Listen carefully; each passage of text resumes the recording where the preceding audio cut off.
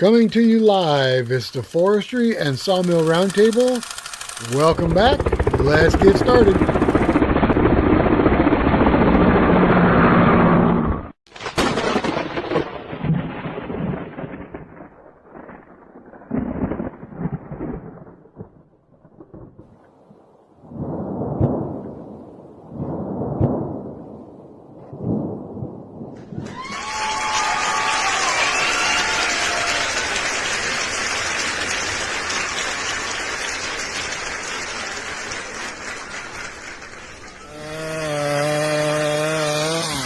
There it goes.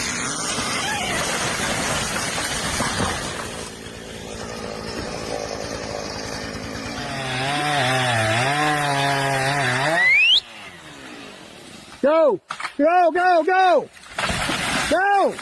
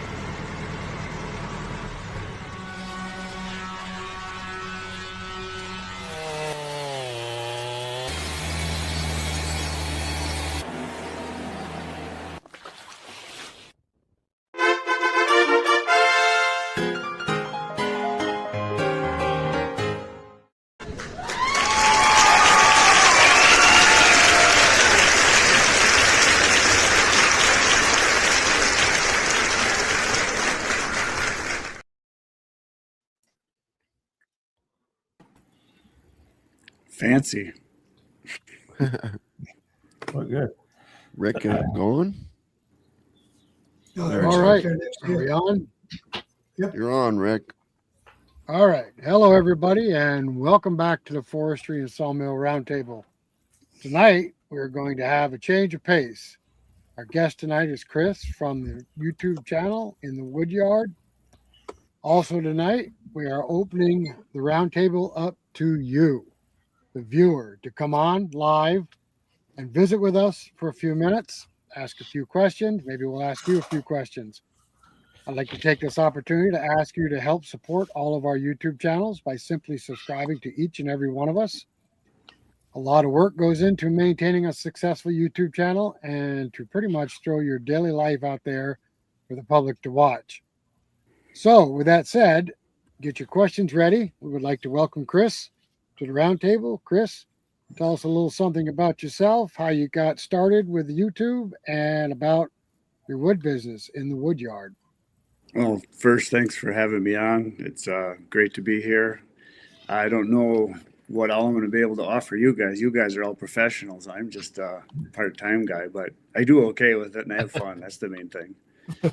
I guess I've been doing YouTube now for a little over 5 years, but I go back and start with the firewood thing. When I was 7 years old, my dad decided we were putting a wood stove in the house, and that's when I started helping make firewood. So that would have been 57 years ago. So been making firewood ever since. But then about 15 years ago, I decided that I needed to do a little bit more and get some more exercise. So I started cutting more and more firewood and had a lot of it. What at the time I thought was a lot of firewood. I had like 40 cords, and my wife says, "What are you going to do with all that wood?" And I wasn't selling it; it was just for personal use. And I said, "Well, I think I'll sell some." So I put an ad out there, and it sold in 2 weeks. The next year I cut 80. The next year I cut 160, and now I consistently run about 200 full cords of firewood a year, and I sell it for around $40 a cord. So I do pretty good. That's just a side thing. And then about 6 years ago, my son says, "You should start a YouTube channel. You might do okay." Is that me with lagging out? You got me? Yep. So I started the YouTube channel, and that's taken over the firewood now. It's bigger than the firewood. And now I get equipment to use and go to shows and talk to people. And just got back from a show actually about 2 hours ago. So it's kind of changed my whole life. I do a lot of firewood now. It's a lot of fun. How much firewood do you think you do a year?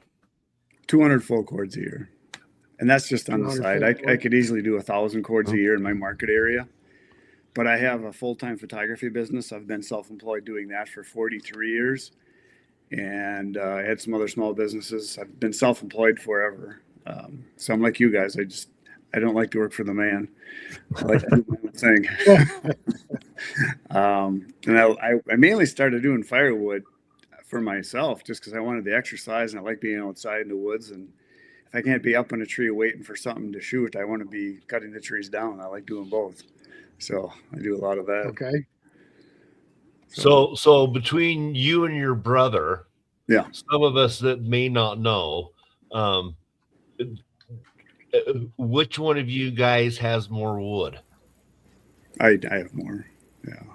Because I'll tell you, dude, that last video where you guys were at his place and all that stacking. Yeah. He stacks. I don't stack. You got to admit, when it's stacked, it's very impressive. Yeah. When he has that, the way Ken presents that, all that up there, dude, that's. I do very little. If I stack, I'm getting paid to stack. That's the way to do it. Yeah. He's getting paid to stack, right? Yeah. With his, He has a different, totally different type business. Mine is I sell what I call drinking wood. It's for people buying, a third of a cord or a full cord a year for their camping backyard stuff. I do have a bunch of customers buy for heating, but Kenny's almost all heating. Yeah. So his people are buying full cords. They're buying minimum, I would say 8 to 12 full cords a year from them. So, and they pick it up. So he just, like say, Joe wants, this much wood. So he stacks that Joe's wood and that's Joe's wood. And he comes and gets it. Yeah. That's a lot of work.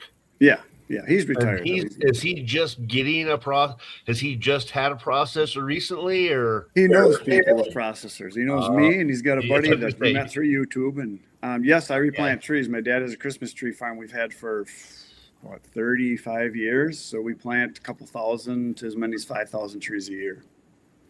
Okay. For some of the viewers that don't know, what exactly is the size of a cord of wood? Cord of wood is, if you stack it, it would be 4 feet high, 8 feet wide, 3 rows like that of 16-inch wood. So when you have it totally together, it's 4 feet across, 8 feet wide, 4 feet high, 128 cubic feet. You said 40. Down here in the South, I couldn't burn that much in 5 years. It don't get cold enough. Yeah. Well, we have summer generally from the 4th of July to the 10th of July.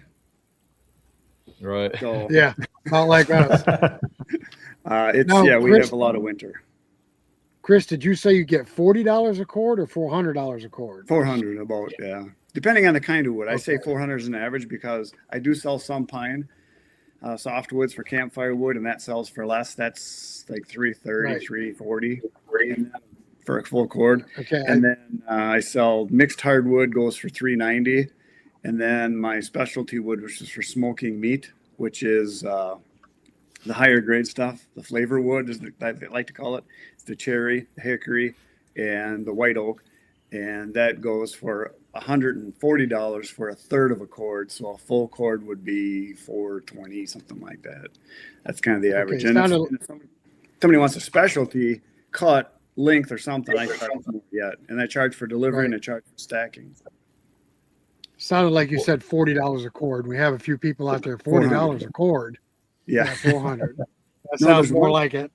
There's one thing that comes up on my channel all the time, and I didn't know this because depending on what region you're in, you have different names for wood. Some places call it a rick. Some people call it a rank. Some people call it a row, and that could be a third of a cord or a face cord. It's all the same thing. Right. And then there's a half of a cord, a third of a cord, and a full cord, which is the technical correct way to say it or describe it. Legal in a lot of places. Legal. And I got a pick on here. Yeah, and it depends on where you are. Some people go by truckload, but do you have a new truck or an old truck? New trucks have deep beds and shorter beds, but deeper in depth. And then older trucks will have a shallow bed, but might be an 8-foot bed. And do you heap it or not heap it? Is it stacked? Is it not stacked? So that's why you want to go by your cubic feet measurement, stacked. What about bundles or bags? The smaller quantity you sell, the more money you make per piece. Yeah, I call it breaking bulk. Yeah, the more you handle it, because I know I've got a few, like Russ and some of those guys there. When you add up how they sell it, bundled or bagged, that $400 a cord turns into can be $2,000 $800 cord. Yeah, easily. Yeah, $2,000. That's pushing it. Well, 1,200. Depends where you go. There's a big producer here in Wisconsin. He's about an hour north of me. He's north of Green Bay, actually, and he sells to Chicago, and he sells to distributors. He sells by the semi-load. He sells a load every day. Wow. Okay. Every day. I had a couple of firewood people. I had a couple of clients in Park City for a while when I did firewood more often 10 years ago, and I was making $1,200 a cord on pinyon pine. Oh yeah, pinyon pine that's high dollar stuff. I cut some of that when I was in New Mexico. That's awesome wood. Yeah, and it smells awesome. My kids were taking their old socks and filling their socks full of sawdust and then putting them on their heat vents at night in the winter. Oh, nice. So there's guys that like you guys that cut lumber on my channel will make comments sometimes, and I totally understand where you're coming from, because I cut some beautiful timber down and make it into firewood, and they're like, "Oh, what a shame! You could have made something beautiful out of that." Yeah, I get that all the time. Well, I sell firewood. Well, that was one thing when I got to Bunyan. I had a few firewood guys I wanted to meet other than you, and a lot of them were. They asked me, "Hey, dude, you have a mill," and they were also guys that did enough firewood and had enough wood and went through and saw enough for that. Hey, we want to set these aside and process these logs a little bit differently. Right. Yeah, that makes sense. And I get that. Every once in a while, I'll get loads of logs in from loggers that will deliver to me, and I get junk. And there's other times I get it in. It's like, wow, I got the good stuff this time. So you try to develop a relationship with a logger trucker that's going to select the stuff you want, because now I have a processor. Right. I've got a Blockbuster processor, a B18, and it's I can do a semi-load in a day, and that's 12 full cords. So that's a lot of you want good wood though, because if you got what I call snakes, a lot of curves, or if you got bananas with a lot of sweep to them, you just fight them.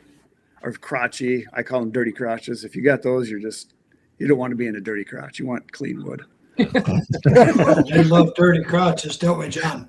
See, I'm not the dirty one here. I'm not the dirty one. Yes, you are. No, I'm not. It's like you guys do, and you get any tree service wood. Same for us. You're hitting nails, you're hitting spikes, you're hitting T-posts. Yep. It's just it's a nightmare. Rick, that guy I was sending you the pictures of, one of the watch display pieces, you should have seen the piece of railroad tie it brought me to cut in half. Nice. Big spike in it. They were broke. They were still in there and broke. They hadn't pulled them. They were broke off. Nice. I'm like, dude. Oh, no, we can't. He wanted me to cut one on a 35-degree angle and, for a display piece. I'm like, I can't attempt to, we got to find a newer one. I had used it as a fence, a cow fence for 40-something years. I had a collection of all the stuff I've hit with my chainsaw, and I had a pile that was it would fill a pickup truck of stuff that I've hit. I'm sure you guys too. Oh, you got a finger? Yeah. Those two above you have a display piece they keep around the shop. I've cut. I'm sure you guys have cut. You ever cut bullets? Grab that, Matthew. Yeah. Oh yeah. I get bullets once in a while. Matthew and Eric have buckets. Oh, yeah. Well, we got buckets. There you go. But this is our new favorite one. Yeah. Whoa. Yeah. So That's where all the nails came from, guys. Somebody trying to kill a squirrel in the hole. Hardware store. That was my tree house when I was a little feller. did it fall out of the tree? I killed that tree and Holy the other cow. two with it. Yeah. I had That thing something looks like happen an alien. I had something happen like that about 10 years ago. I was cutting tree on my dad's land. It was a big oak tree that died. And it was in a spot where it was on the side of a hill and it was dead. So I cut it down. I got right to probably about 20 feet up on it. And I was on the ice in the wintertime. I had to drop it over a pond, and I was cutting away. All of a sudden the saw just, like what in the world? I'm 20 feet up in the tree and I'm pushing on it like an idiot. It was a spike, about a 10-inch spike, the size of like your thumb. I cut it in half. And then it dawned on me when I was about 17, I had a deer stand in that tree. That was my nail I put in the tree. And then I cut it with the chainsaw, ruined the chain. So it was my own fault. It was kind of Got your own whooping out of it. Yep. Here's your one. I Oh, found nice. this one. Insulator. I found this one 40 feet up in a white pine. It was 36 inches. Second cut. Because I know the guy when he cut them, he brought them in 20-foot lets. This was put in the tree probably when it was 6-8 inches big. 1940s in Hendersonville, they run power to the guy's house, and when he cut this tree down, it was like 48 inches at the base. Wow.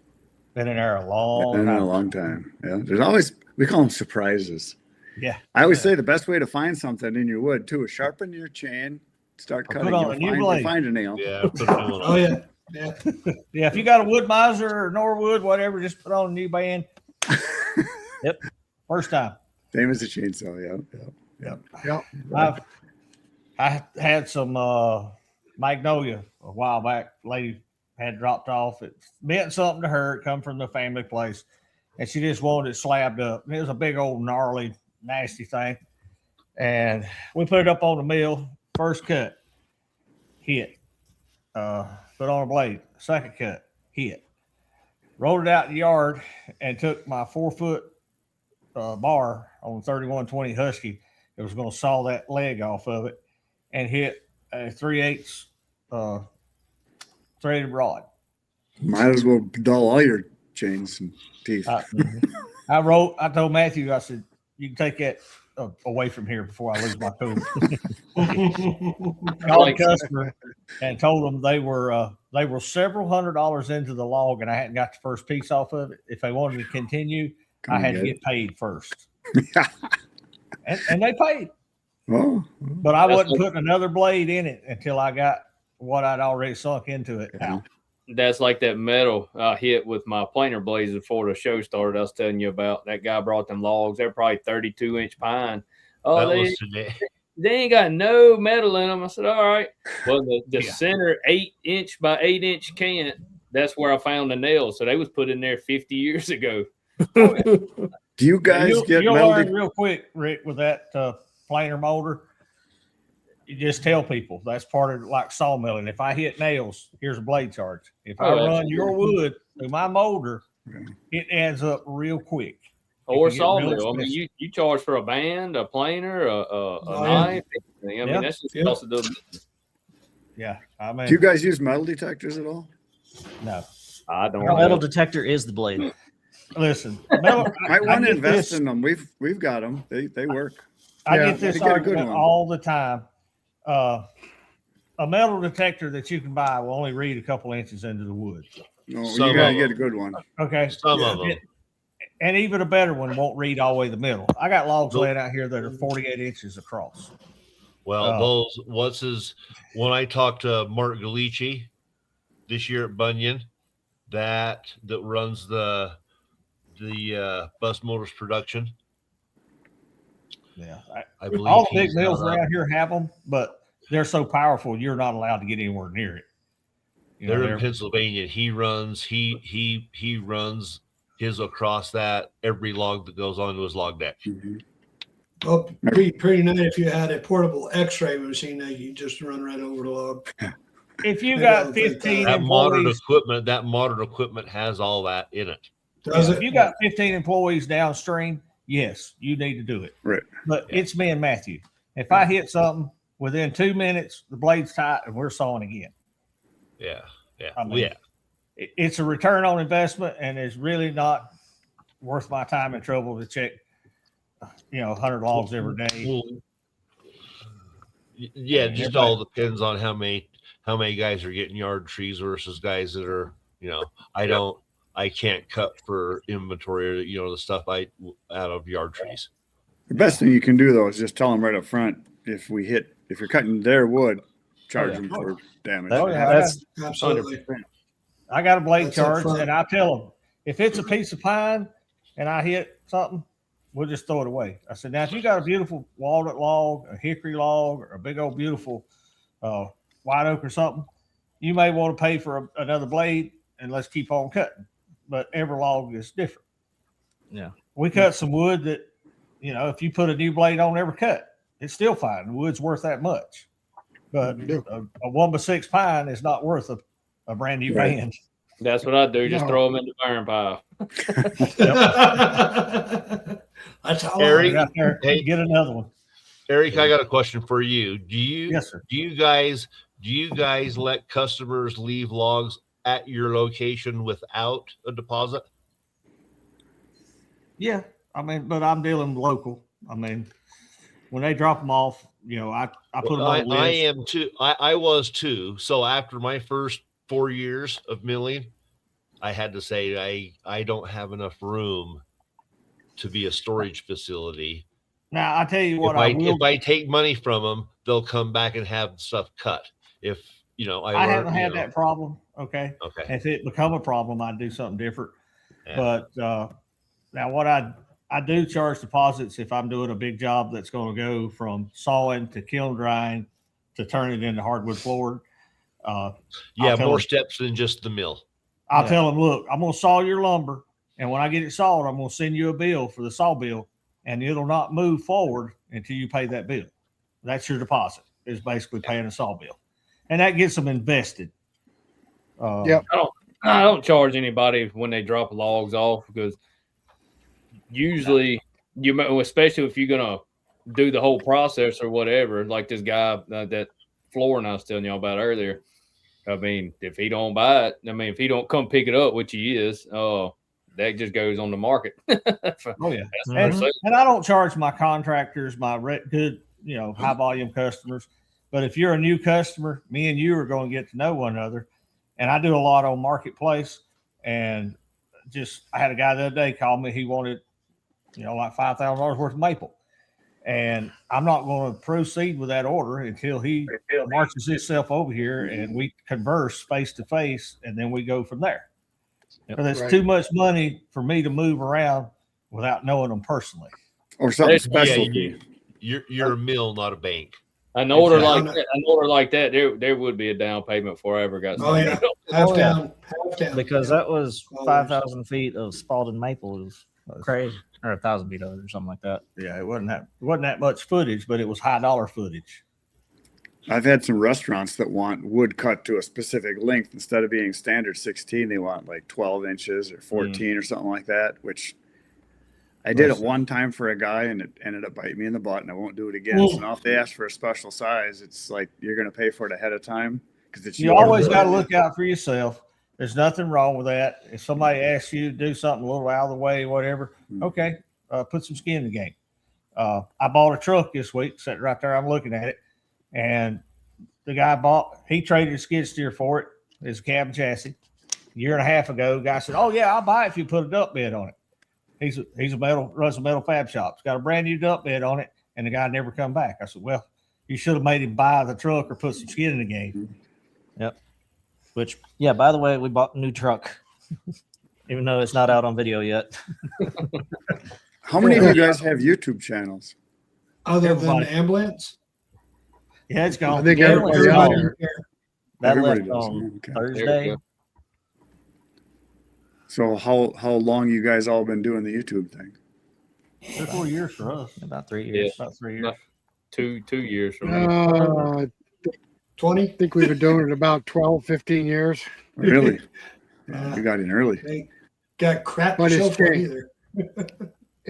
It's changed. It's changed a lot. We started out flying a Piper Cub to a hunting channel to fishing, and now sawmill, firewood, stuff like that. The channel I Yes. got now, I started just for firewood. I got another channel that was, I did for about 3 years, and it started making good money, but we got demonetized because we were doing American things legally, trapping and hunting. And fishing. I've told a couple of these buddies about out of the wood yard. Yeah. So I took it and I had it up for a year, not making any money, but they kept making money on it. I thought, well, BS, I'm taking it down. So I took all the videos down. So now I got to watch it because I don't want to get demonetized on this channel because I do really well on it. So. Well, when we were a hunting channel, we were warned a couple times with firearm stuff. I never got warned. They just demonetized me, boom, overnight. They don't want to see the firearms. They don't want to see. What did they say the problem was? Animal abuse. Oh my gosh, Really? Because I guess some people don't realize that when you go to the deli or whatever and you buy your meat, it's not in the back room. It's animal the day before. But, Hamburgers don't come from the field; they come from a cow. No, and the vegetables were alive at one time too. I'll answer that question. How do you decide to price lumber? That's a loaded question. That's You got to price your lumber to your market. My price has nothing to do with your area. Has nothing to do with these guys up north or out west. Your price is for your area. In my area, white oak is cheap. You go up there to John's neck of the woods, white oak is outrageous. It's like down here. I mean, there's no hardwoods hardly at all. Yeah. So if you have anything, most of the time you getting it hauled in by a big load to make it even worse.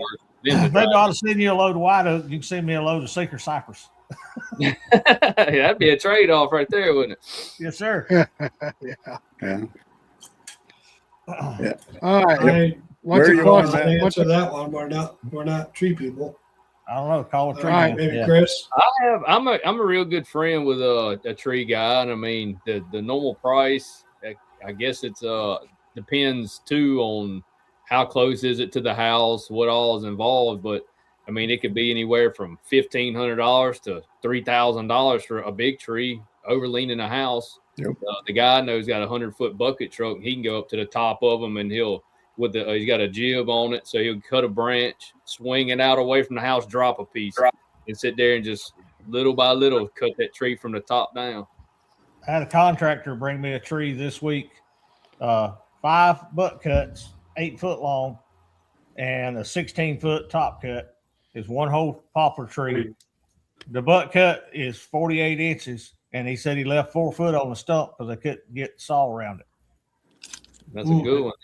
The contractor tried to get the homeowner to cut the tree before they dug the basement and built the house. Wouldn't listen to it. Before they got the house done, the tree died. That $1,000 tree probably cost them $10,000. So they had to bring in a monstrous crane. Yeah. Oh yeah. Sometimes it's easier to get the stump while the tree's still attached to it. Oh my God, the stump might weigh 30,000 pounds. Right. Yeah. Well, we cut a big tree down in the woods. It takes about a half a tank of gas and a chainsaw in about 15 minutes. But I have a maple tree. I have a maple tree out in the front yard that had to have several limbs cut off of it because they were getting close to the power lines. And a tree guy wanted $1,500 to come out and trim that tree. Oh yeah. Is that what you were sending me pictures of up in the frickin' tree at 80 years old? Yep. Around here, if you got a tree over a power line, you call the power company, and they'll take care of it for free. Yeah, because they don't want it on their line. Yeah. Mm-hmm. Well, they won't take care of it. They won't take care of it if it's the line between their pole and your house. Right. Oh. Yeah, if it's so a Chris, main talk line, talk to us a little about your new relationship with those other guys that have orange equipment. You talking about Blockbuster or Husqvarna? Well, both of them actually. I had about 4 years ago, Andrew Eastonmaid called me. He makes the Eastonmaid firewood splitters and firewood processors. And he wanted to know if I wanted a processor. And I said, well, someday. He says, well, no, I want to give you one, make videos for me. Because he was just starting to do it. And I said, okay. Yeah. So I had that. I had nice. One of the big one of those for about 3 years, did hundreds of videos with it. And then they sold it. And they were going to get me a different model, but it wasn't ready. There was a different one that didn't work out for them, and then it just kind of lagged. And then in the meantime, Blockbuster got a hold of me and said, hey, we're interested in working with you. And so they started me out with their small machine. It's a 1412. It can do probably a full cord an hour. So you had a timing thing where were you without a processor for a minute? about a week. Yeah, so yeah, I was gonna Ooh, say, that was a rough week, wasn't it, many- Chris? I was going to ask how many days was it? Not much. Actually, they might have overlapped slightly. Now we come to think of it, I think I did. Oh, I had one in a different location. Now, Greg, so I got seen a good. a wood miser the other day like yours. I didn't know they made it. It don't have a motor on it. It has a skid steer quick attach, and you plug into the hydraulics on your skid steer. That would be the FS 350. I didn't know they made that. That's pretty slick. You don't have so guys. Yeah. That's it's split. The style of splitting is the same as mine, but the power plant is different.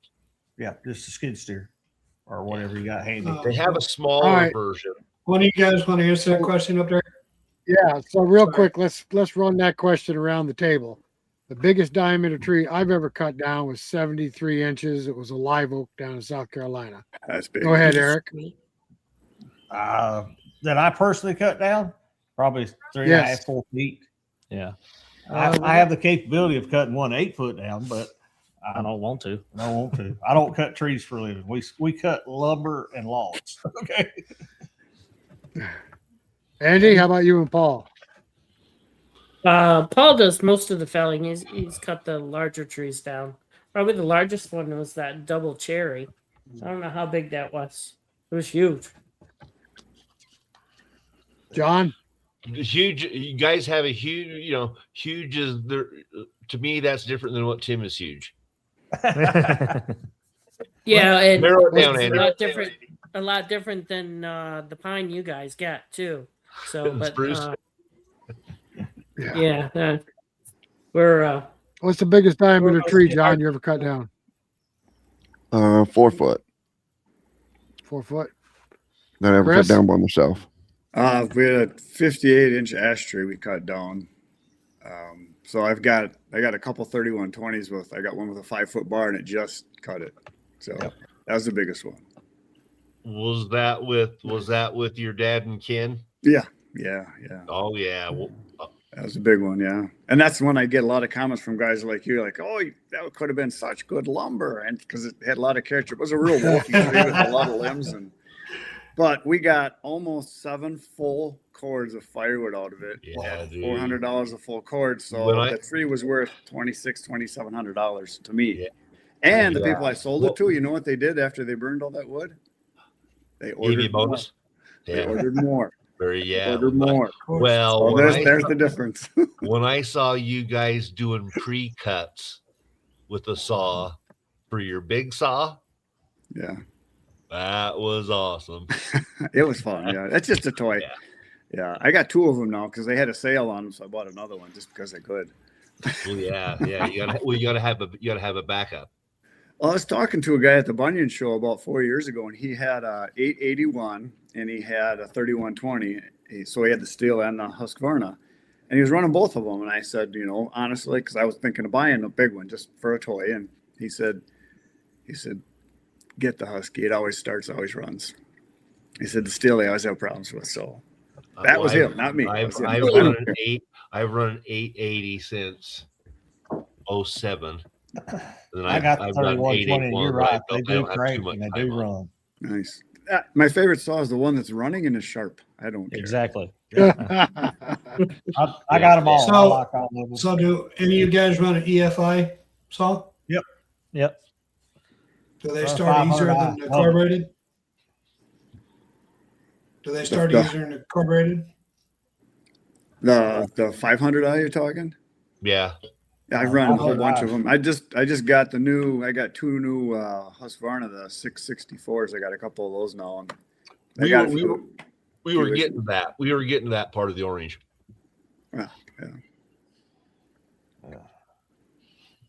Yeah. So tell us about your saw. Tell us about your relationship with your Husqvarna. I can't say a whole lot because it's kind of unofficial. But if there's something I want, I get it. Yeah. And I do videos and they know it works. And but then I got a deal. I got the deal I do have is with a distributor. It's called Saw Suppliers. Yeah, okay. Sawsuppliers.com. They sell all 3 brands. They got, well, actually more than 3 brands. They got lots of brands, but they got the Echo, they got Husqvarna and Stihl. And you can, if you order a saw, you'll have it within usually 24 hours. Yeah. And they're really good prices. They sell tons and tons of chain. They buy a mile of chain at a time. Yeah. So it's serious. And I got a good deal with them. So if people buy through them with my link, they get 10% off and I get a kickback. And that's been really good.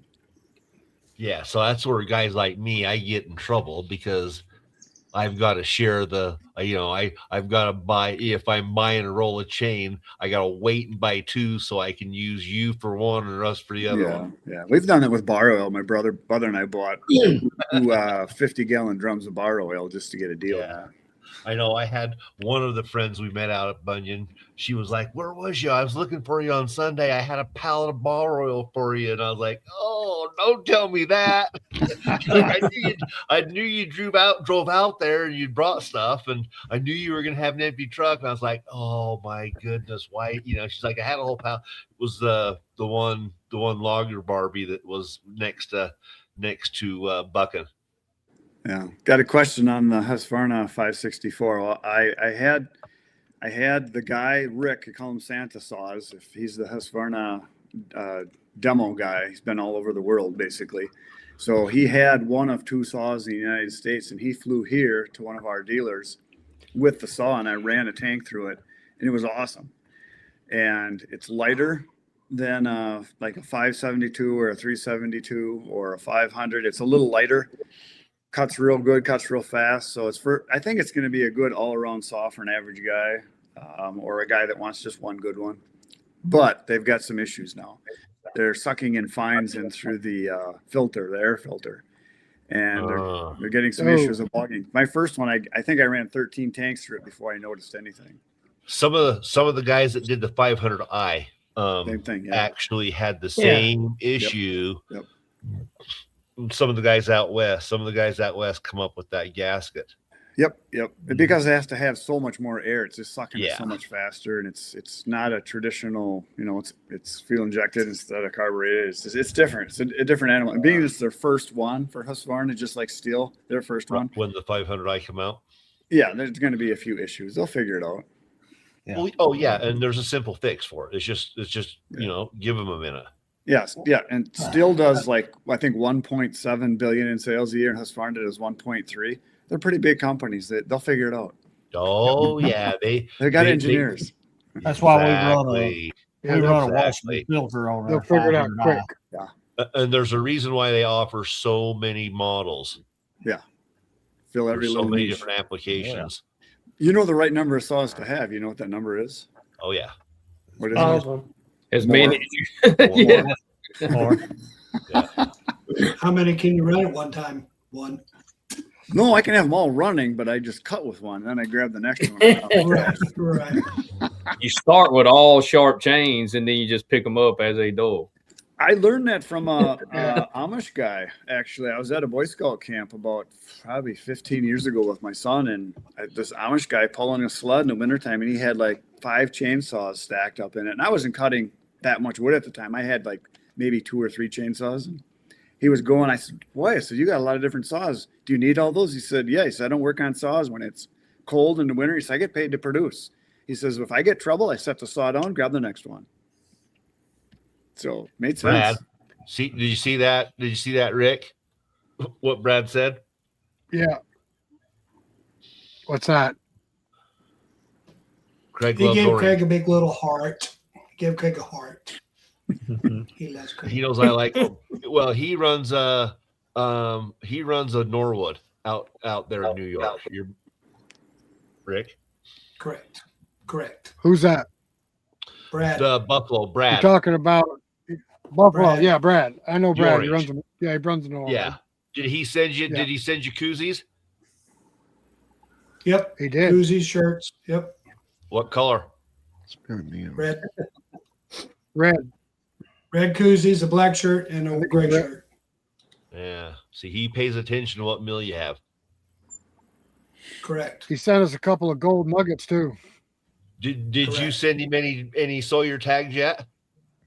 Yeah, I sent him a bunch Yeah, we of sent him shit. some stuff. Stuff. I'm sorry. Yeah, Chris, we're gonna have to send you out some Sawyer tags that have out of the wood yard on them.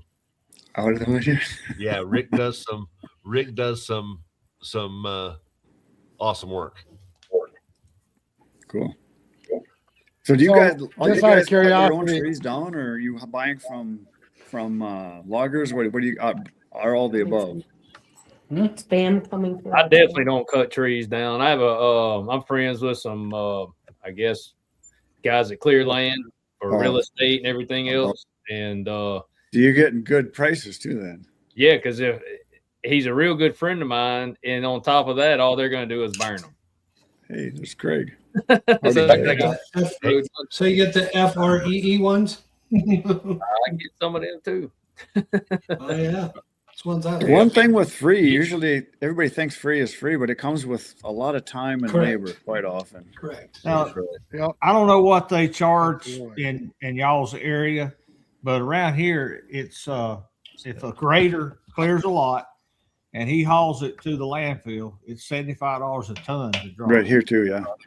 It's a whole lot cheaper for him to haul me 2 or 3 truckloads of logs and drop them off and not get paid Yep. than it is to go over and spend, Yeah. $2,500 at the dump. Yep. Take care It's- of your graders. Yeah. And if they drop off 2 or 3 logs that are garbage, pick them up and throw them away. Don't worry about it. That's Some right. guys are getting chippers now, and they're just chipping and they sell biomass, and so they're trying to get as much production out of the resource as possible. That's good too, Right. but most of these graders around here don't have $500,000 to put in the chipper. They want to put it in the truck and get rid of it. Right? Yeah. And see, Did you that's- say hi to our buddy Craig? Did you see him? Did you see Yep. that, Chris? Yep. I saw him. I said, "Hey, Craig, there he is." Yep. He's awesome. They're at the Bear Paw Scout Camp. That's where I was the last 2 days. We cut. Oh, is that what he's saying? Okay. Yeah. Okay, I was We gonna did ask you. volunteer work at a Boy Scout camp. We cut, I think, maybe 12 full cords. There was like 15 Okay. of us. We did it in about a day and a half. It was pretty Okay. awesome. So tell me his location again. The Bear Paw Scout Camp. Where Greg, he's out of. He's in southern Wisconsin, but he's at the camp right now. I left early to come be with you guys because you're special. Yeah, I knew it. Special. I was gonna tell these guys at the end, hey guys, I've been waiting for this guy. But Yeah, very cool. I think this is the We're most special, talkative all you've right. ever been, Craig. Well, this is the first time they've sent me the freaking link in 2 months. Oh, stop. Yeah. Well, I tell them in the wintertime I've got plenty in the summertime, 8 o'clock. I still got 4 hours of work. It's only 6. Yeah. Yeah. I know. There's Jeremiah. He's also one of the guys at the Scout Camp. They're having a blast. Okay, what that yeah. means? That means right about now, everybody's had a 6-pack or 2. Yeah. That's my guess. They're by the fire. Oh yeah, I'm feeling super That's- special that's now. fine. Though. Awesome. Yeah, you guys get to talk about firewood. I couldn't cut it and give it away. I could haul it to their house and give them $20 to let me drop it off, and they still wouldn't. Do you guys have restaurants around there that smoke meat, Absolutely. some, but barbecue? Yeah, That's big money. Oh yeah. They'll pay for good wood.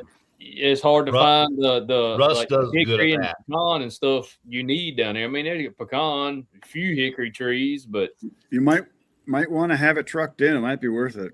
right. If you can get the accounts, I got accounts for restaurants where it's every 2 to 3 weeks, $300-400 every. Oh, and they're having pork chops too. They had that one. They had that one there. It's actually called the hickory hog, and you can smell the hickory wood burning when you Yeah. come in. I mean, it's Yeah, if you've got spare time, I agree. Go do it.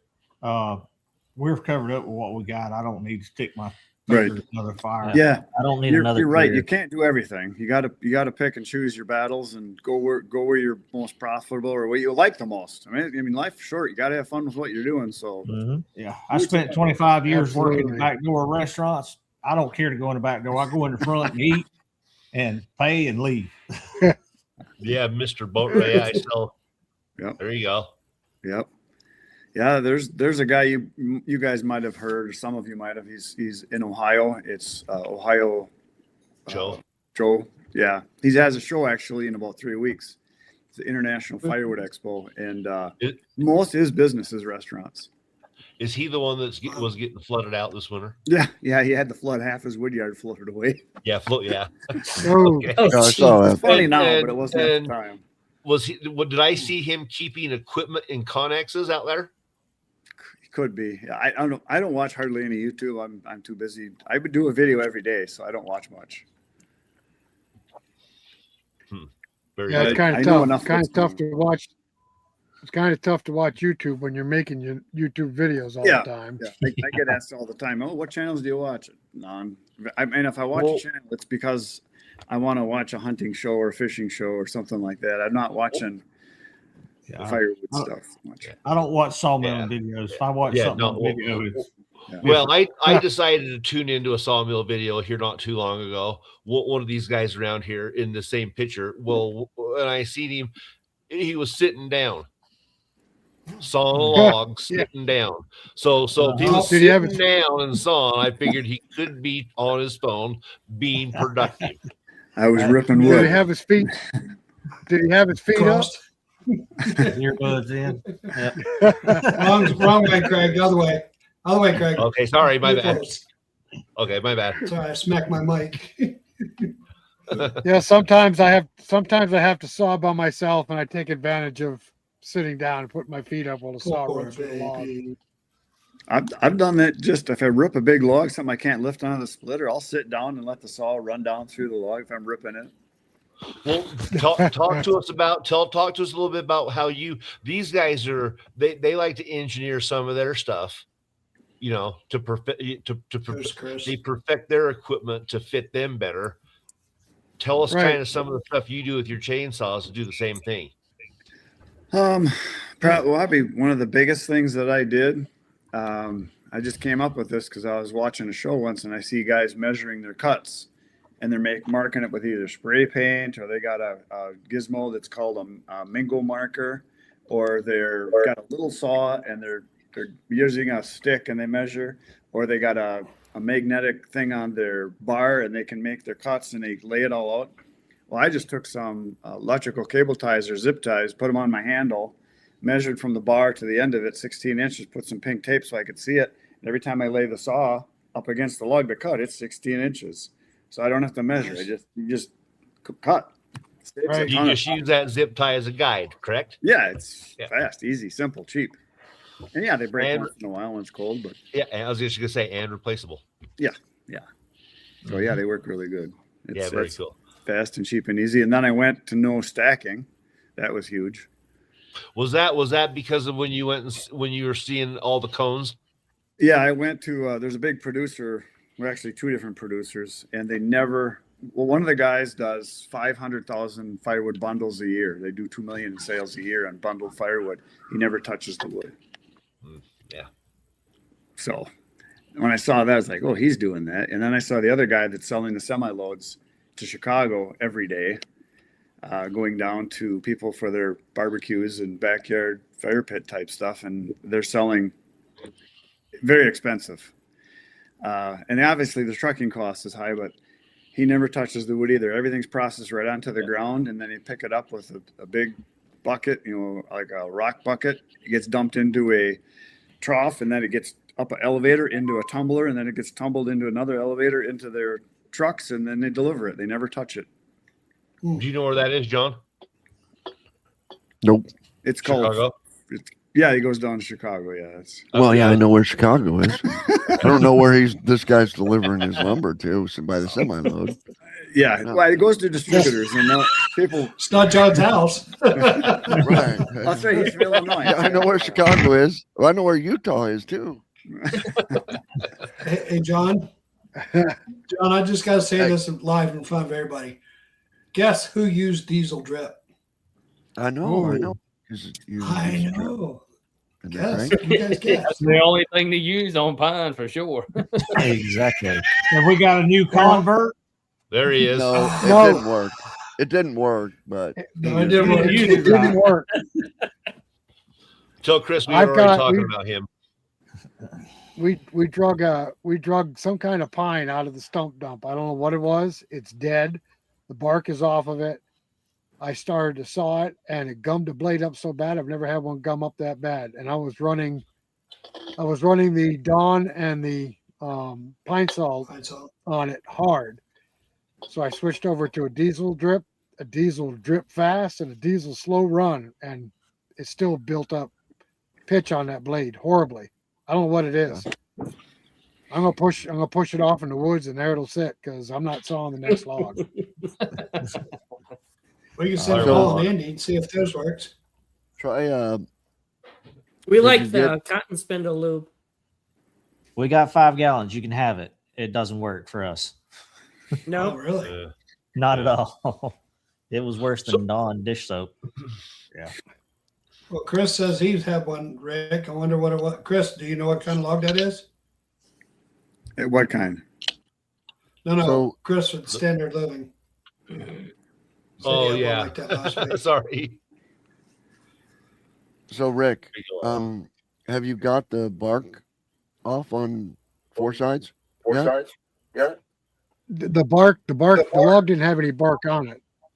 Or have you got the flitches off on 4 sides? Yeah, I got the flitches off 4 sides. It doesn't matter. I don't know Really? what it is. It just gums the blade up horribly. I even replaced the blade and started using the diesel on it. And I know. I don't know. A good supplement with your diesel would be some automatic transmission fluid, just a little bit. It cuts Didn't think through about sap that. like nothing.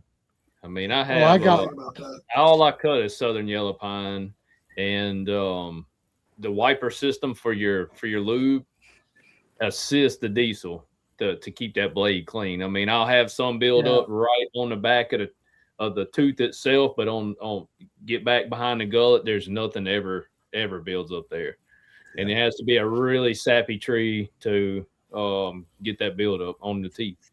We'll get some long needle southern yellow pine here occasionally. The butt cut will be almost orange. It has so much sap in it. Mm-hmm. Yeah. We call it fat lighter. That's I mean, right. You can strike Oh, next yeah. to it. Yep. We got a piece of it over here somewhere. A lot of times that's where a tree was wounded or something like that, and it grew back over it, and it'll be really hard and dark, and it won't be anything but sap. Yeah, worst we've run into in a long time. I saw a bunch of white spruce come off the top of the mountains up here, and it would have pitch pockets. It'd be a cup, Oh, yeah. 2 cups of just clear sap. It was like Yeah. clear super glue. And it was falling all We've over had the that. floor. Yeah, I believe did we address the Bigelow Woodcraft, Tim? you see the color in that? That is pure Question? sap. That burning good. What's that, Greg? Oh, that's not actually a question. I'm trying to think if I met that gentleman at Bunyan or not. Which The one? Bigelow Woodcraft. There was Chris. You might be familiar with the kid that was there with us that was in the orange shirt that had the he was from, I don't know if he was from Global Machinery, but he was there at the same time with us that you were out there with Dan. And I believe the Bigelow Woodcraft is the guy that was with him. Kind of remember. Maybe he I can don't know chime who- in and tell us if that's him or not. I think he runs a Frontier mill. And I can't remember where he There was only 17,000 people at Bunyan, so it's a little hard to remember. Greg remembers them all. He's Now, Eric, isn't fat lighter just about turpentine? It is. It can be so rich. Yep. It That just was him. don't take nothing to start a fire with it. Yeah. Uh, We call it I mean, fatwood. Nick. Yeah, Yeah. Nick. yeah. Nick, stuff's been cut super for good a couple guys. years, and it it's been dried. still smells. Jerry. Do you guys sell your Well, I've- cutoffs and stuff for Yep. anybody? What do you do with your cutoffs, or what do you do with Yep. your slabs? Sell Do you them for sell wood. slabs at all? Wood. They go No, away. we got a guy Firewood. comes get ours for firewood. Yeah. Well, southern yellow pine, you really ain't got no use for it. Yeah. I mean, you don't have firewood. I mean, it don't get cold enough to burn anything really, and got so much Can't, of it. sm- can't smoke with it. It's No, you just definitely can't smoke with it. burn. It just sit by a burn fire every evening. We have a lot of maple syrup producers, and they like the slab wood because it's thinner and it's fairly dry when you get it. They buy bundles at a time, and they can feed their fire Yeah. for making maple syrup. That's popular. And then a lot of people, we call them outdoor wood boilers for heating. A lot of people will buy that. The problem is it's mostly bark, so not a lot of BTUs in it. So Right. I've had a guy We here cut for all- the You know- first time. I've had a guy here for the first time since 2018, and he's been here for 2 weeks and 3 days. So what? 13 days, and he's been doing nothing but cut and slash in the 16-inch pieces. wow. You're talking about your offcuts, right, Greg? My off cuts. You Yeah, must have take all one slash heck of a out there. slab pile if you hadn't burnt Yeah, since what- 2018. Well, I told I've also Craig- since then I've burnt plenty out of that pile as well, though. Yeah. So if Are your- I didn't take anything out of that every year, that pile would be 3 times that size. Are your slabs Well, I still viable after 3 or 4 years? Around here, if I stack up hardwood slabs, 2 years. If you don't get them used, they're gone. They're rotten. Oh yeah, Rotten no, mold. dude, mine just goes from yellow to gray. The Oh, he also density and has no everything is humidity. all still the same. It just turns a different color. You're very dry climate, though, aren't you? I'm in the Yes. driest climate in the country. That's why. Me too, Craig.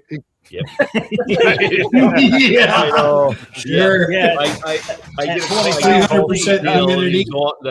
Neil wants to tell me about his kiln. I kind of asked Neil about he's excited to tell me about his kiln, and Craig sends me pictures of the weather. It's like 40% humidity. I send him the same picture the same day, and it'll be 95% humidity. You mean it's 14% humidity? There you go, 14%. Yeah. It's either 14 or 99, and it's raining. Yeah. One of the two. Well, it's 99 here, and it's dry. We get down to about 6% humidity here sometimes, but it's 20 below zero when it does. Oh Yeah. man. Yeah, no, thank you. That's when you So, get that powdered Chris, snow, right? Do you know Yeah. Do you know the actual difference between an offcut or even the sapwood? You know the sapwood and the heartwood, the Yeah. BTUs. Yeah. Oh, I the mean, I know BTUs. you know the difference. Do you know the Yeah. actual difference of the It BTUs? varies. You know, a lot of people say BTUs per species, and you can take a particular wood. We'll just take, for instance, like red oak, which is like the most popular firewood there is. Oak, white oak or red oak, any of the oak families. And if you've got a tree that is growing by itself with not a lot of competition, your growth and a lot of moisture, your growth rings are going to be super thick, super wide. Right. If you go into highly competitive, slow growing, it's going to be super tight, as you guys know.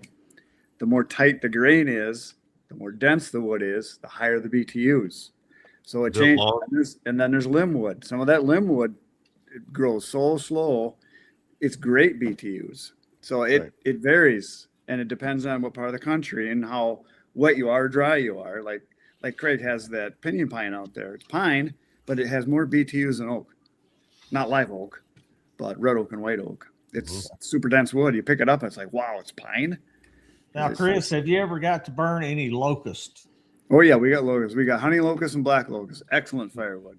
Yeah, they don't get no better around here than locust. That's good stuff. Yeah. You set it aside for the coldest day of the year. A lot of people do here too. I have a buddy that he has a wood yard that he does recycling. He does a lot of chipping. He sells biomass, and he saves all the locusts for himself.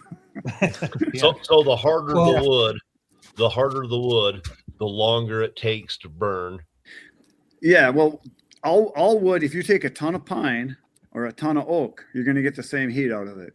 But you're going to have a pile twice as big as the pine because it's a big pile. So the fibers there's more airspace. It's more of an open cell, whereas your hardwoods are more of a closed cell.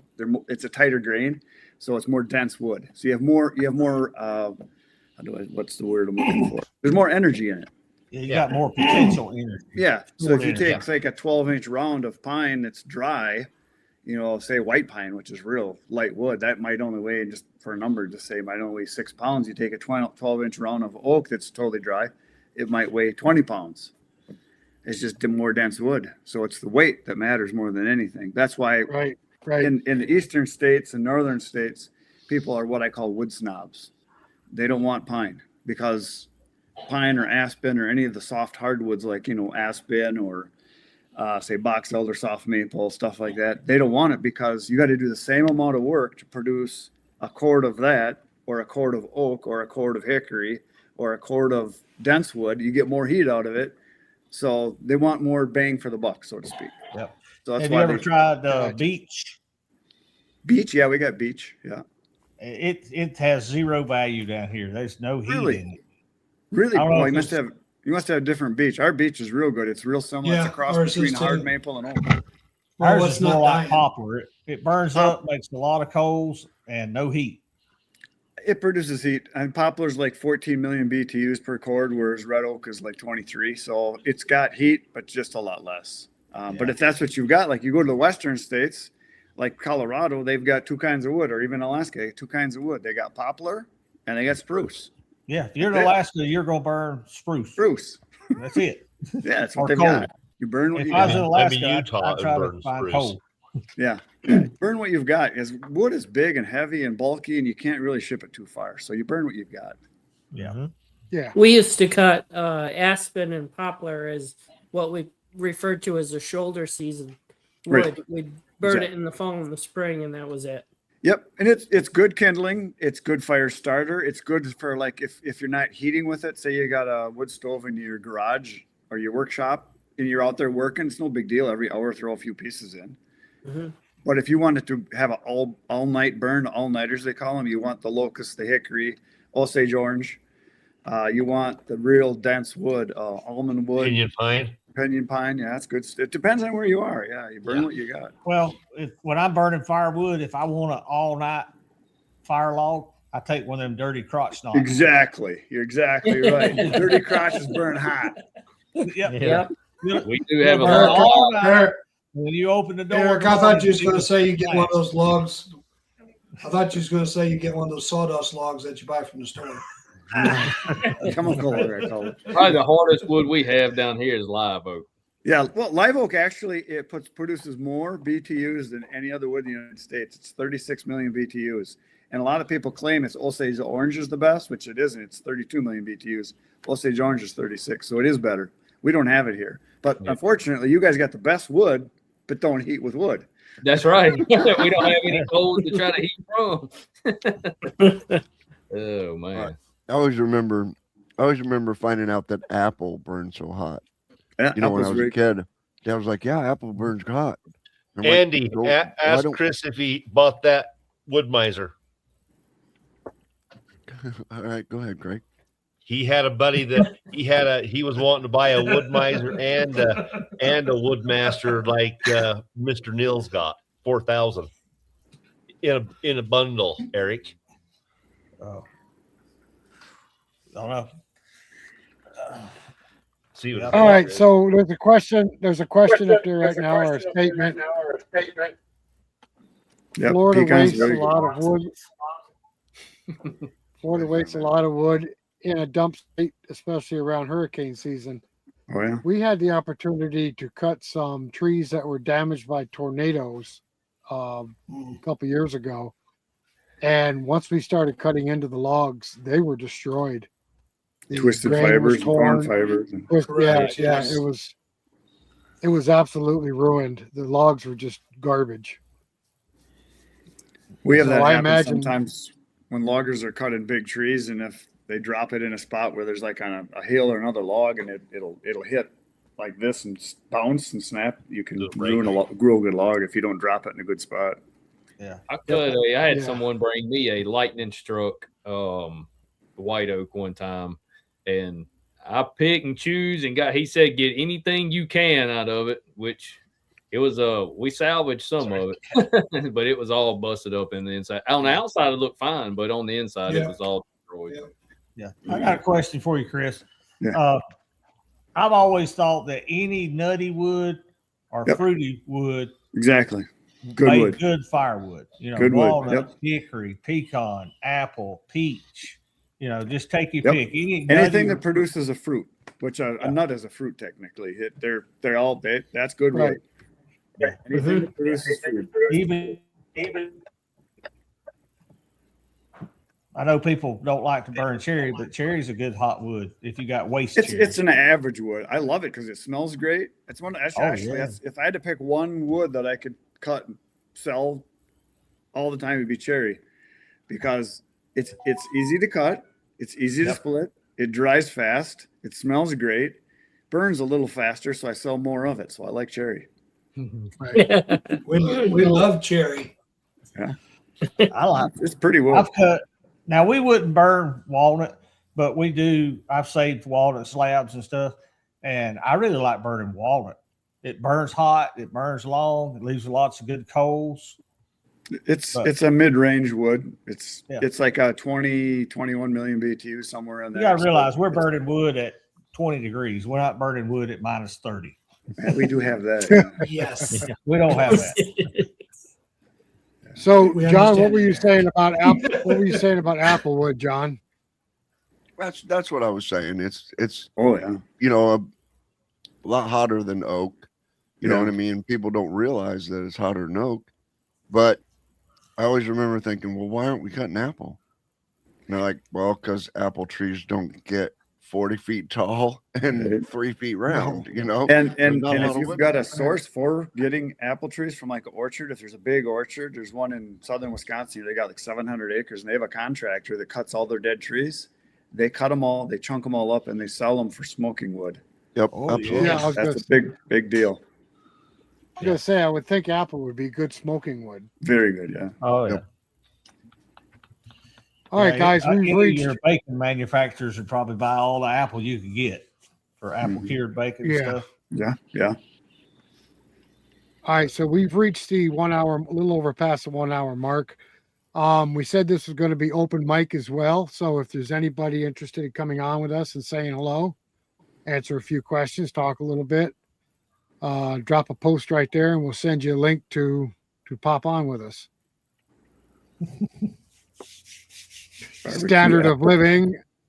Standard living, or maybe Boston, Yeah, Chris. Buffalo Chris. Mill Works. Yeah, Chris. Brad. Another Chris. Yeah, I got questions for both them guys. Lots of Chris. Go ahead. Yeah, there's a lot of Chris's in here. Sorry about that. Don't be sorry.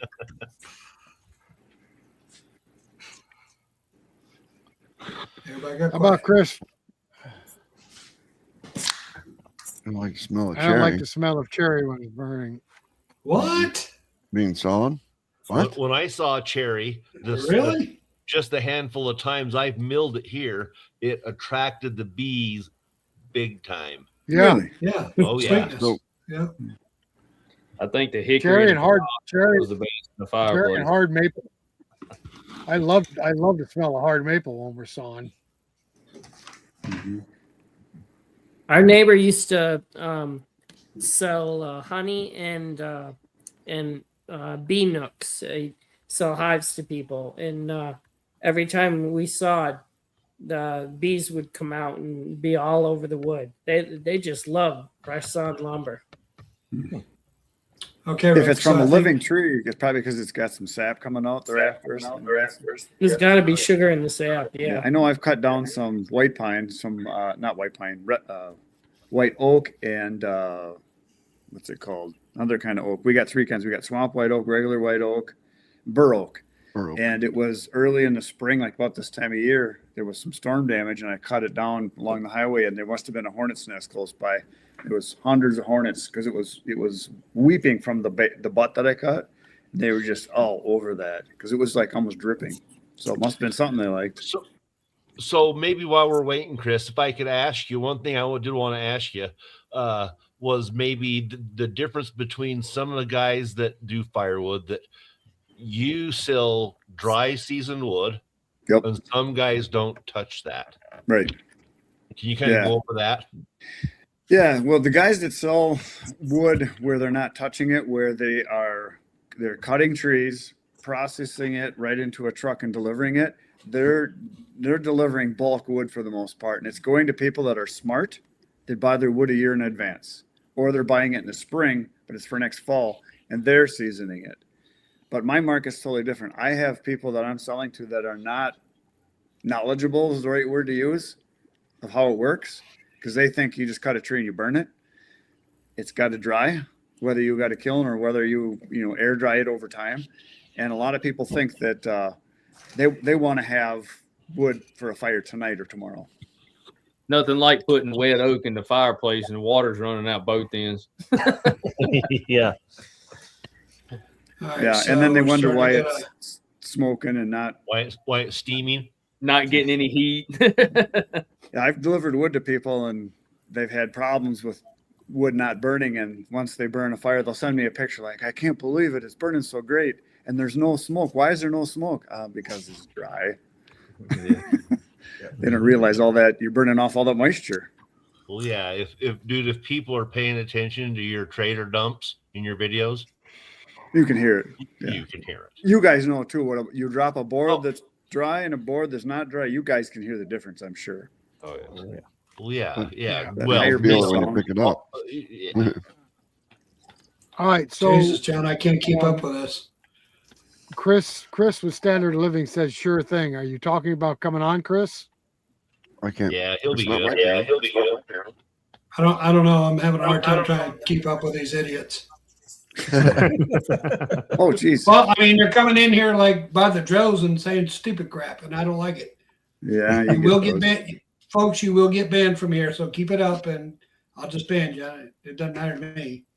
There's I'll always be got like to be a that. turd in the punch bowl. You know what I say? Flush them. Yeah. All right. So Chris said, "Yup, Rick."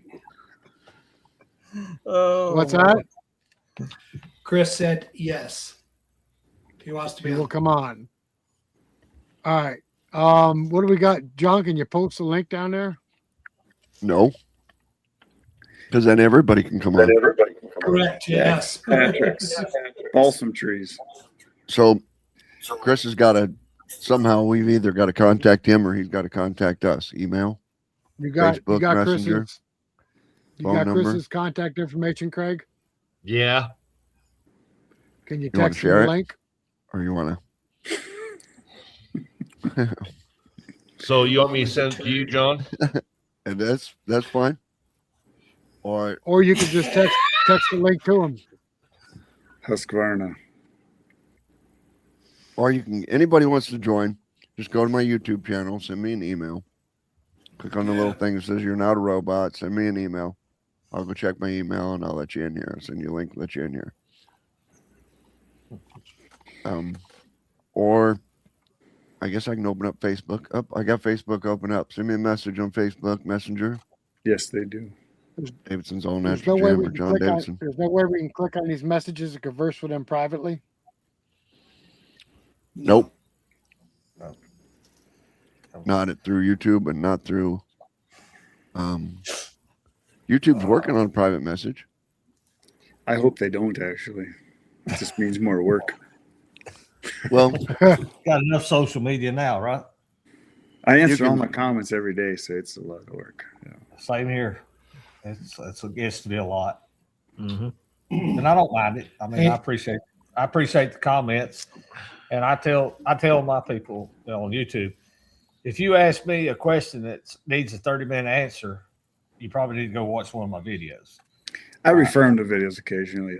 Yeah. Yeah, I can't sit here and type 4 paragraphs. If you ask me a question and Matthew gets the same answer, yes, no, maybe, or Yeah. Hey, Rick, I need you to send me that through Messenger. All right, hang tight, We- Craig. Yep. Good Lord, Great. John. Where's all this coming from? Sorry, John, Chris. John. I'm not seeing it. You must I'm be trying to bad. delete them as fast as they're coming in. All right, let them come in. Good God. we ain't afraid of a turd in the punch bowl. Let them in. Well, one of them said Neil was cute. Yeah. Somebody asked if Neil's wood was soft or hard. Yeah, there's a lot of wood jokes. It's getting stupid though, really. My brother and I are other channel. We're beaver trappers, so we get lots of beaver jokes too. Oh, I bet. Just wood. It's either wood or beaver.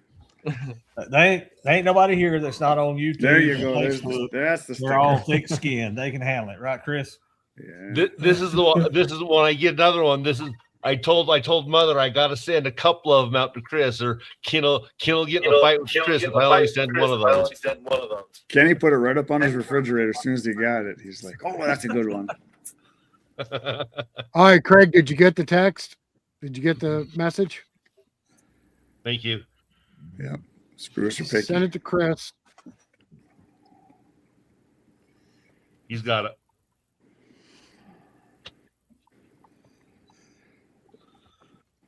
So, Chris, talk to us about the new wood yard. Oh, I've been moving for about 2 weeks now. Yeah, you're 3 months out on videos behind? No, about 3 weeks. 3 weeks. Oh, okay, yeah. Yeah, the only way I can have a video every day is I shoot in batches. A lot of days I'll shoot 2, 3, 4, 5 videos. I have a list of things I want to shoot, and if I get time, I'll shoot different types of videos or what I'm doing, and then break it into different parts. So I'm always ahead. So that way I can go on hunting trips and fishing trips and have a life.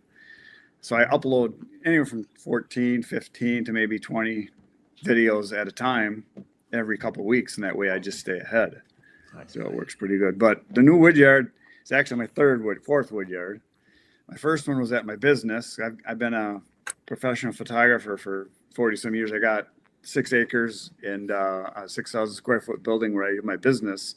And I started doing firewood there because it's a commercially zoned area. And my neighbor didn't like it.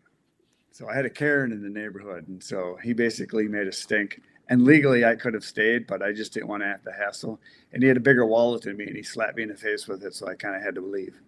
So I still have my other business there, but then I moved to a place that's a big farm, a friend of mine, and he offered to let me stay there. And I was there for, 2.5, 3 years, something like that. And he wanted to do his own thing, start his own firewood business. So now I moved to a new place, and now I've got, it's a 40-acre farm, and I've leased 2 acres, and I've got a concrete slab that's, it's 100 foot across. It's an old slurry pit from a harvester manure pit, and it's 3 feet thick, 100 feet across. So it's just ideal for processing wood on. And I put a ramp up to it. And then I got concrete all along the barn. I can stack or pile all my wood in big bins. So it's it's awesome. It's only 2 miles away from my other business. So I've been moving everything. Yeah, I'm excited to see more of it. Yeah, it should be pretty cool. Looks like a bunch of banned people, naughty people, huh? Oh my God, I can't keep up. Yeah, when they come in bunches. That's part of the reason why I lost my second channel. Is I didn't know this, but the animal rights people went in groups, like thousands of them, and they went to all the different trapping channels and complained to YouTube, and they shut all of them down for animal abuse because they get that many complaints. They got to do something about it, even though it's a legal activity. But there you go, Chris. Yeah. When the neighbors piss you off, get into the wood chipping business. No, I was going to start a rendering plant. That was my idea. Or a slaughterhouse, something. Slaughterhouse, I love it. A power plant. You can burn anything, right? Direct power. Take them to the train station. Incinerators. Yeah, something. Yeah, those work. Either that or like a dog park would have been good. Dogs barking all the time. Yeah, there you go. All right, so did Chris get the link? The link?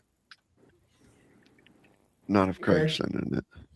Yeah, I sent it to him as soon as you sent me that, Rick. He might have to exit. He might have to exit the program and then re-enter. That's my guess. You might have to leave everything and then just join back in. That's usually what I've had to do. Hopefully he's listening to this. Some guy, we're not all related, are we? Just met for the first time. Yes, we are related. We're all firewood people. Yeah. Well, wood people. Yeah. Woods guys. When we were at Bunyan, the Woodland Mills people were super stoked on the customer base that was there because it was, was all like-minded individuals. Not everyone had the same goals, but everyone had the same interests. there's a lot of homesteading people involved in firewood and lumber, and people that want to just be self-sustaining and they want to do their own thing. And the market Right. is ripe for you guys with your portable mills and your personal mills or just small businesses. Yeah, even like That's Russ nice. Willie, dude. So there's a lot of guys that are, I had several guys ask me Yes, about, Chris. firewood guys wanting to get into the milling business and Yeah, get Adam. different and get John. different. There he is. What's You up, did. Chris? Somebody did. How's it going? Can you hear me okay? Sure. Oh, Hey, there he guys. is. Oh, look at that baby face. Come on in. Welcome to the jungle. And he takes the glasses off. Put them back on. Am I muted? No, no. you're good. Okay. No, Greg's Right just here. talking. All right. I made it. Hello, How you Chris. doing, How you Chris? doing? Good. How you guys doing? All right, brother. We're doing all right. Thanks for coming on. Hey, Neil, where are you from? South Mississippi, Okay. all the way as far as you can go till you get to the Gulf of America. I knew it was south. I It's just below wasn't sea sure level. which part. Yeah, all the way down here, down south. All right. How's the YouTube world, So Chris? you're from Georgia, From Georgia, yes. Chris? Born and raised there. Okay. Yeah. Southern Georgia? Northeast, Oh, okay. between Augusta and Athens area. Oh, you're Not that far from us. Yeah. Where you Oh, from? Columbus, North Carolina. Oh, that's right. Yeah, I knew that. Yeah, you're not hour and a half down the road. Yep. Yeah. Maybe a little further. I've been to Augusta buying equipment before. Yeah. Wait a minute. They have I was roads. stationed They in have roads Augusta. in North Carolina. Oh, Roads in North Carolina? Really? Ask Roads Neil about and gas Mississippi. stations. Highways in North Carolina. Johnny said they had one gas station where they was. I Eric. know that's what they said. One gas station. Now they have roads. hey, at least all our roads got asphalt in them. Oh, I knew that was coming. I had to go all the way to Virginia to find. And Neil was that just road. laughing. Chris, answer that for Ethan. What's that? Answer that for Ethan. Do you see that question? Yeah, if I got my wrong glasses on. How can Chris answer Well, that? have mother. Is mother by you? Can she read for you? Yeah. Huh. Is it- I don't know. Where's Millie at? I can't tell you. There's a lot of great mills out there. What about you? Tell us about you then. I have a Norwood mill. It's the LM30. It's actually a pretty nice mill. I had a LM29 several years ago, and it was kind of a spur of the minute. It was an older fella. He had it, and he had some medical issues, and he didn't really get to use it as much as he wanted to. And so I bought it at a good price. And I used to have a Timber King. Well, my dad had one that's kind of passed down to us, but we used it, and it was such a pain in the butt because it's one of those manual crank, the hand crank, and great mill, but just slow and hard. You really couldn't produce any lumber on it. When I got that little Norwood, man, that thing was so lightweight and fast and easy to use. And I had it for quite a few years. And I ended up selling it because I moved away and doing other things. Then when I came back, the first thing popped in my mind was like, I need one of those things, another one of those, because it was a great little mill. It was easy to use. It was lightweight. But I didn't plan on doing it for a business. So that kind of kicked me in the butt. You quit. You touched on the subject that the very first question that popped up as far as what is the very good for the very first meal or whatever. You really have to know what direction you want to go and how much wood you're wanting to produce to kind of get an answer. And there's so many mills. You got the partial hydraulic like the Timber King. It's got the manual log dog, and the manual log stops, but everything else is hydraulic. Then you got a fully manual mill, and then you have a fully hydraulic mill. So that's I think the biggest issue is most people think they're going to go into the lumber hobby as a hobby, and cut their own wood to build their own projects. And I guess a lot of people do, but it can turn into a business on you pretty quick. And if you don't have the right mill to start with, you're going to sit here struggling on a little manual mill. Yeah. My only recommendation is hydraulic. After that is whatever you feel like you want. If it doesn't have hydraulics, you're going to work yourself to death. I tell people, buy what you can afford. And buy Nah, as that's nice not as- true. That's not true. Buy as Matthew. nice as you can afford That's not true. on your first meal, and go have fun with it. Don't intend on making a job or career out of it. Just go have fun with your hobby. And see where it goes. Yeah. Do they hold their That's value what pretty good? there. If you're not having fun on your mill anymore, get a hydraulic mill.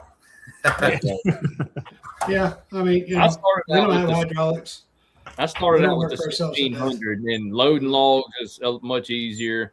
And what got me was the horizontal, the swing arm on the log stops, and that wasn't a little knot or a log misplaced, and it hit. And even though I dealt with it, I cut a lot of lumber with it, and then moved up to the 2020, and this log stops. It's straight up and down. Everything's hydraulic, and of course, more power could cut a lot more wood, but I really like that 1600. I just grew out of it. Yeah, I looked at the 1600s. They seem like a pretty good mill. Did yours have the hydraulic clamp that went up and down, or is just a? The only everything was hydraulic except the log stops and the log dog. Now mine was an older mill and it was 16 feet long. The new ones, the 1620s, they cut 21 feet. You still had the little lever though for your backstops, didn't you? Right. Yeah, by the controls itself. You pull them, and That makes it nice there though. yeah, it does. But like I say, when they swing like that, if you have a limb or a little knot or something out of the ordinary, it hits it, and you have power to it. So if you got a great log, Yeah. Where's that? Yeah, mine was all muscle power. Talk to us a little bit about your new piece of mill equipment, Chris. The edger, the blue one. Yeah, the little Range Road hydraulic edger. That thing, man, I tell you what, if you guys don't have an edger, that's I was going to ask you if that's changed your operation at all. That's that thing is awesome, man. It's man, it's a game changer. It really is. One soon. It's kind of like Chris. It's almost like guys that don't have conveyors that do wood and don't have conveyors. Yeah. It's almost, you know what I mean? Some stuff, you know, where do you decide what your next maybe priority is in your stage of your development, where you're at. Yeah, it's like buying a really cool car with no engine in it. You know, you can sit in it and listen to the radio for a while, but you can't do anything with it. And you know, then you have that engine that's like, wow, this is what I was missing. Yeah. So yeah, it's pretty much like that. It's it definitely that or a beater, that or having a beater and having $10,000 tires and wheels on it. That's it. Yeah, that little edger, this price good too. So it's man, it's I looked all over for those things, and we looked at some of the Cooks and the Woodmiser, and you know, it's kind of hard to make a decision on equipment sometimes when it's, you know, they're always big purchases, and you know, when you're coming out of pocket on things, and my biggest thing is I don't want to be in debt. I don't want to have to pay a bank. I don't want to. I forget what Bible verse that is about the you know, paying the debtor, the slave to the debtor. I'm just, you know, if I come up with the money and pay for it, I'd rather do it that way, you know. But it's that little edger. It's a great price. It's a heavyweight little thing. It surprised me. But man, we can zip all those slabs out, those flitches out now, and produce lumber with it. Is yours the gas hydraulic version? It is, yeah. It's got a 15 horsepower, what do you call it, a Rado engine. I don't 15? Know if it's Chinese engine. I guess they all are Chinese engines today, but yeah, it's it's a pretty tough little machine. Nice. What about you, Rick? What questions you got? He's a Norwood guy. Guess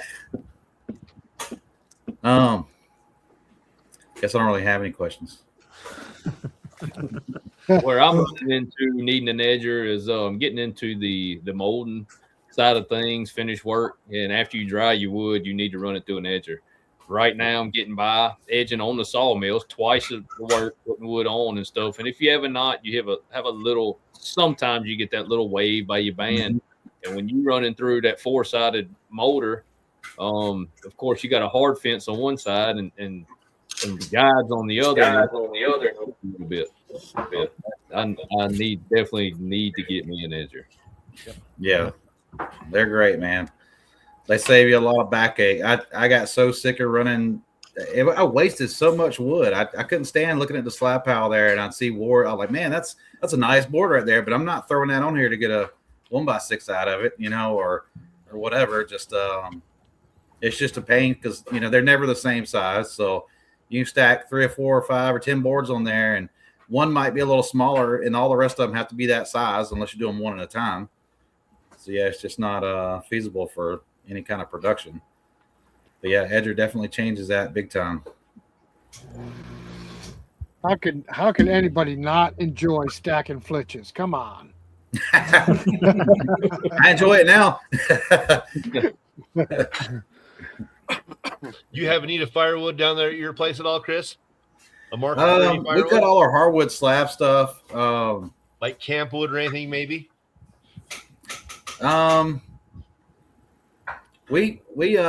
We don't sell any. We cut a lot of it. We run firewood all winter long. We don't even buy gas anymore for heaters. So, but most of our firewood comes from the sawmill cutting hardwood.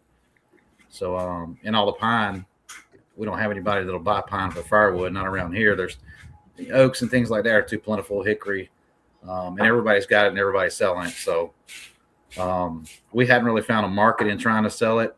We may try, but it's kind of saturated. So your market's mainly lumber? Yeah, my biggest market is southern yellow pine. We don't do a whole lot of hardwood. We do some, but you move a lot of it green, right? Am I correct about that? Yeah, everything's green.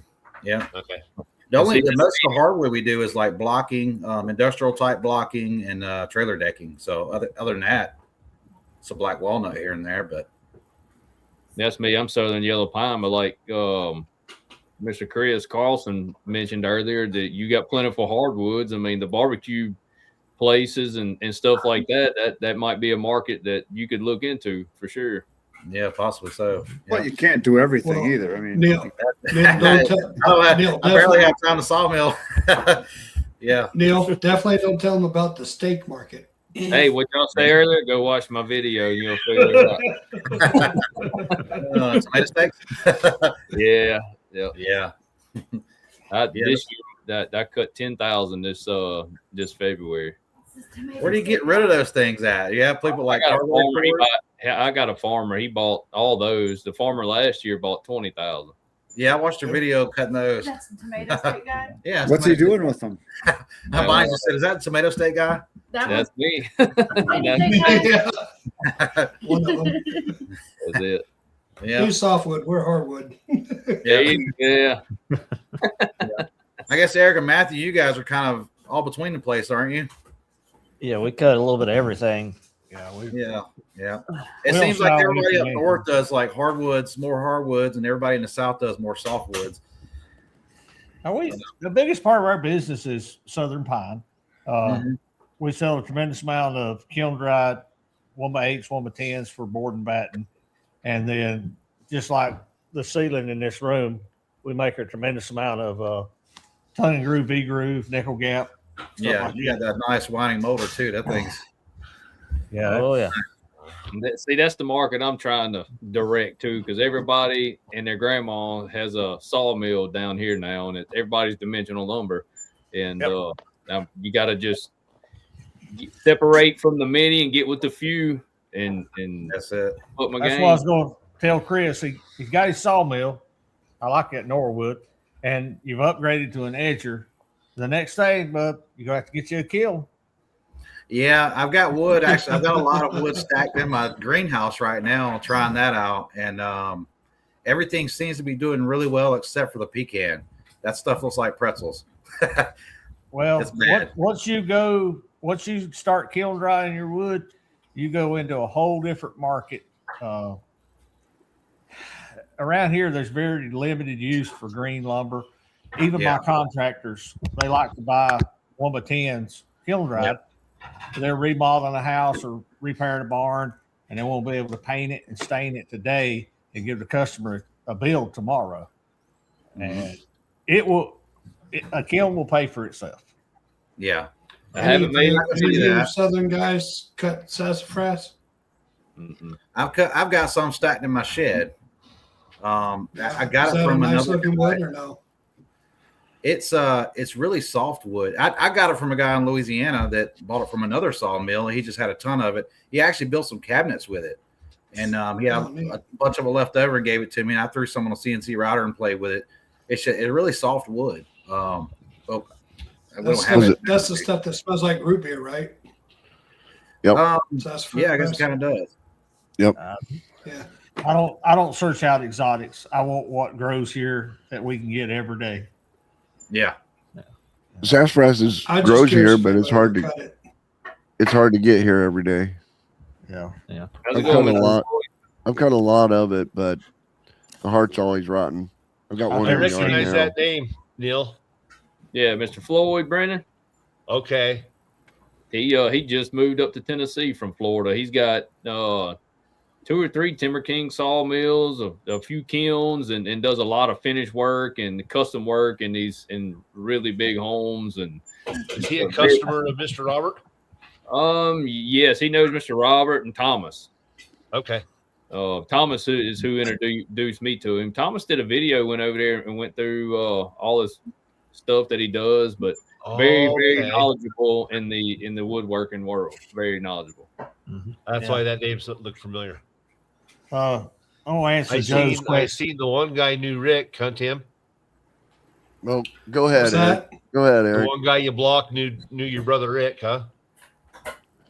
The human toilet.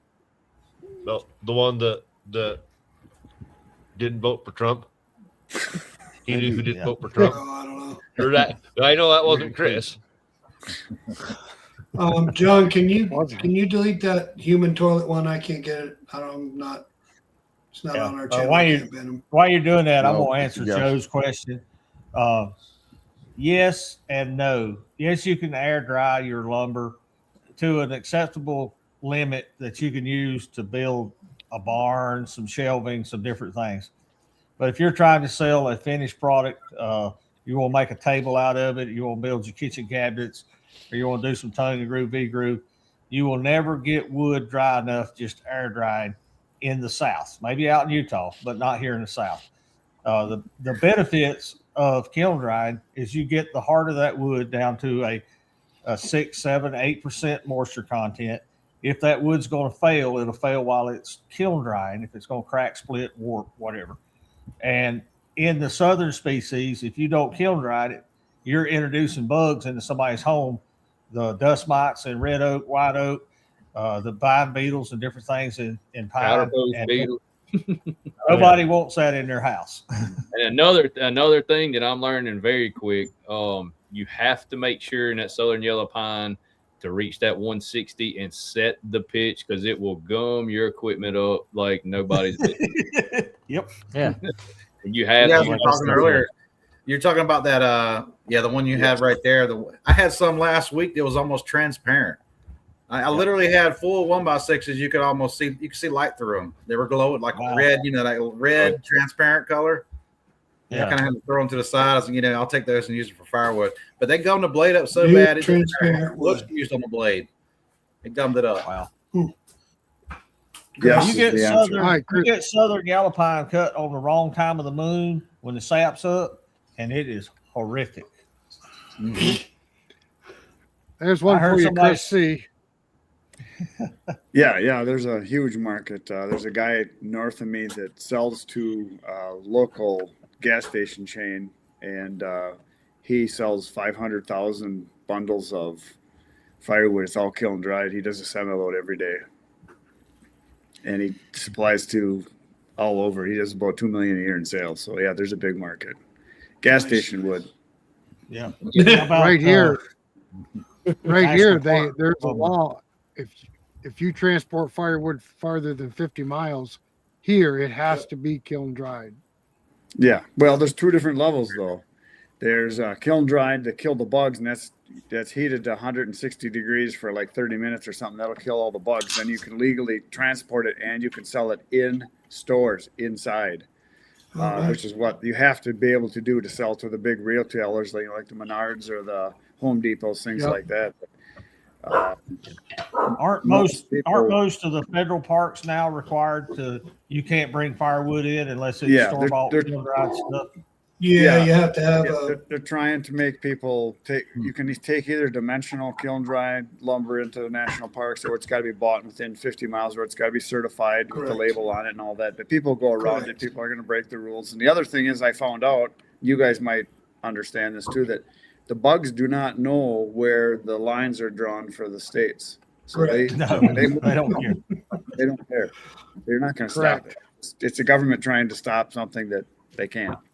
But they justify their job, so they make rules. I'm in Illinois right now. I'm a half mile from the Indiana state line, and I sell campfire wood. To the people in Indiana, right, who are right on the line. And they said, "Oh, we can't buy it across the state line, and bring it over here to the, state park and burn it." So I went and talked to the guys over at the state park, and I said, "Look," I said, I cut this wood in your state park. I hauled it 1/2 mile across the state line, and now I can't sell it back to you, to burn in your park. I said, that doesn't make sense, number one. Number two, anything I cut within 10 miles of your park has the same bug that you have. You know what I mean? I'm not transporting this stuff across the country and trying to sell it. I'd have to sell it for $400 a cord. Permit. Yeah, it's right. That's what they want. Control that and control. Yeah, and the loggers that are logging, they wood travels around the world. You're not going to stop it. That's how the emerald ash borer got here from supposedly from China. Yeah. So I wish you guys kept it over in Wisconsin. What's that? I said I hope I didn't take anything to Bunyan. It was pretty I had some freaking trail marks in some of that ponderosa. Craig, you had bugs when you left your state? Yeah, he did. Craig's he brought them all the way over to Ohio. Yeah. I wanted to stop at John's and drop some off at John's, but he told me to keep on driving. I think they're just trying to justify their jobs for one, and they're trying to make it look like they're trying to do something, but bugs don't read, bugs don't know the boundaries. I might be. That's just like deer crossing signs, they don't read the signs. Come on. Those deer cross somewhere else. They move the sign down the road, Yeah. Anybody want to take that with the spalted lumber? What about Rick? Rick has spalted lumber. Which one? Spalted lumber. The one that's up there. Yeah, we have a lot of experience with spalted lumber. What do you want to know? Does Craig the spalted lumber sheriff have to grade it before it enters the crafter's box? Negative. Negative. All right. It might be bug free, but it's not mushroom free. Okay. Is he still lingering from that plate of mushrooms, Tim? Yes. Okay. Enough said. Yes. The answer to that. Yeah. Actually, I'm trying to use the mushroom spore to get the spalting. A guy has brought me a bunch of bags of mushroom spores, and you spread it on the wood while it's wet. Right. And then it'll go in and spalt the wood. But I haven't no success yet. I've just done it on 2 dry days, I think. 2 dry. I know you talked about months. I know you talked about that a long time ago. Yep. No success. We'll try to create it. I think the way we get ours, we just throw the log up on top of the hill and forget about it for about a year. Yeah, that's what we do. Yeah. Usually when I like on a magnolia, that's a really pretty spalt, and then as soon as you see that bark slipping off that log, laying in the log pile, that's when I like to cut it. And I've seen poplar also with a lot of spalt. You got to be careful with poplar though. That and sycamore, because they tend to rot very fast. Birch, right? And then my magnolia, I like about a good time for me is watching when that bark dries and curls and starts coming off. That's usually a sign that it's ready to be cut if you want the spalt in it. Yeah, and birch to me, spalts obviously. You cut magnolia fresh, it's not a very interesting wood, really. But you start getting that spalt, and right before it starts to spalt, it starts to get a lot of color in it, and then you can let it go a little longer, and it's just really pretty stuff. Now, let me tell you something we've learned. You guys may want to try. You know what spalting is? An ambrosia in a maple. The ambrosia is called by the ambrosia beetle, and you get those long black stains. Correct. You can take a stack of poplar logs and intermix your older maple with your poplar for 2 or 3 months, and your poplar logs will have ambrosia stains in it. Huh. Really? Interesting. It add value to your poplar. It's beautiful. It's definitely a unique color in them. In log form or in lumber form? In lumber. Well, you do it in the log. Just stack them over in a pile and intermix your maple that's spalting with it. And when you go to saw that poplar, it'll have ambrosia stains in it from the beetle. They like the poplar, but I think they come out of the maple log. Right. If you want to get them in your poplar, you have to kind of mix it in the pile. Yeah, we found that out by accident. And that southern yellow pine, you cut it and you can wait a while and you'll start getting bugs on the outside. The bark falls off and you'll get a lot of bluing in it instead of the spalt. Yeah. A lot of blue Right. on that pine log sitting on the ground. The secret of the southern yellow found- pine are chickens. Chickens. Oh, keep the beetles. Keep chickens around your pine; it'll eat all the bugs. They'll rip the bark That off was- of it. Other thing I found with pine to make your pine last longer is keep it moist. Right. Put it in the shady part of your yard. Yeah. Keep it damp. Don't let it dry out. When it dries out, the pine Let's beetles go wide have open. a field day. Then you got free fishing We- bait. Yeah, we found by dropping a soft maple log on the ground and leaving it for a year or so, as soon as the mushrooms start growing on it, it's pretty much ready to go for spalting. Yep. And when we cut Right, Keith? logs that are spalted, we have customers waiting in line for spalted maple and spalted birch. Yep. So we just Somebody call else the next can make- person in line, and they come out and get it. I got some really tight grain, slow growth pine, 20-inch logs. I'm waiting on them to get some bluing in them. I want to try to run a batch of flooring with it. And I think that'd be really pretty. That'd be an yeah. interesting floor. It looks Yeah. great on a wall. Right. It'll never stop being sticky. Certain day. I have a buddy of mine. This has been several years ago. Well, probably 20 years ago.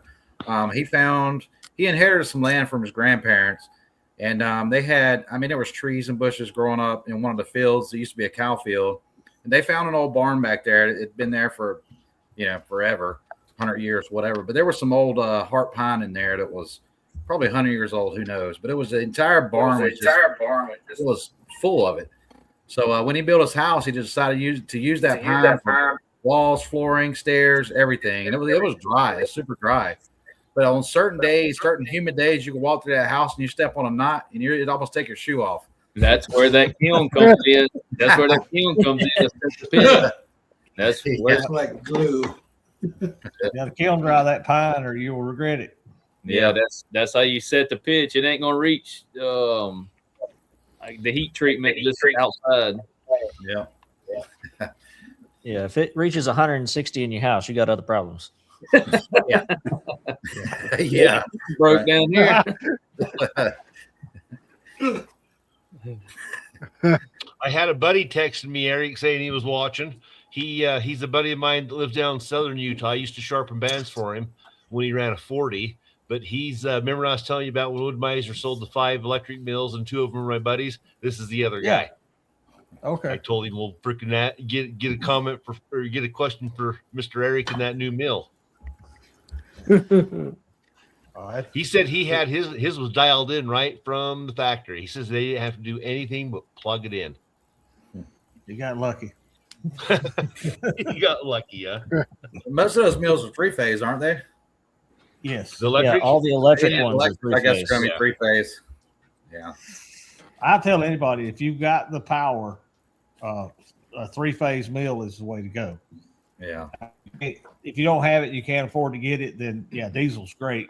But once you get away from air filters, oil filters, fuel filters, oil changes, trips to the store to buy diesel, it's so much easier. You turn it on, you go to work. You get done, you clean it up, turn it off, and go to the house. Do you have 3-phase at your place, or are you using a phase converter? We've got 3-phase. We got a transformer sitting right outside that window. saw That's the about the green box size up of the there, yeah. Volkswagen Beetle. Yeah. Yeah, but but I can only take my mail to my yard. Yeah. Yeah, That's the only bummer is I can only take my mail to my yard. Yeah, we don't have 3-phase in our area, so it's like, yeah, we'd have to run an extension cord about. Well, you'd have to do a phase converter. 3 extension cords. Yeah. There you go. Yeah. We were very fortunate. There's a huge substation about a half mile up the road that our local utility buys their power from Duke Energy, and it comes through that substation.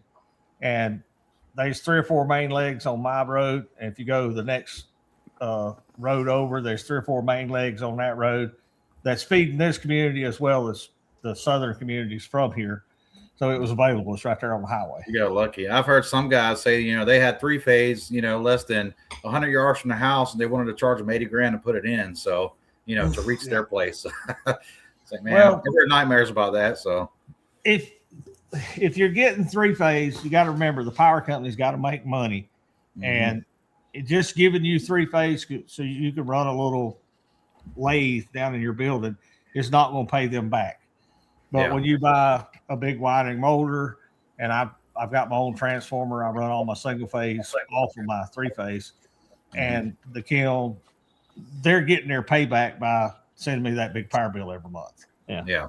Robert Westfall was telling me he went to a big sawmill closed down up in Arkansas. It was a huge, gigantic sale, everything 3-phase. He said there was piles and piles of electric motors and everything else that was very, very cheap that they getting just everything 3-phase. There he is right there, Eric. Yep. Yeah, once you go 3-phase, it opens up a lot of doors for equipment that people just can't use. Yeah. Yeah. I bought several Powermatics table saws that were 3-phase. And you find them cheap, $500 for a super nice machine, and which you can use it on a converter, but most people don't. I don't know, have the knowledge of electricity or hooking up a converter.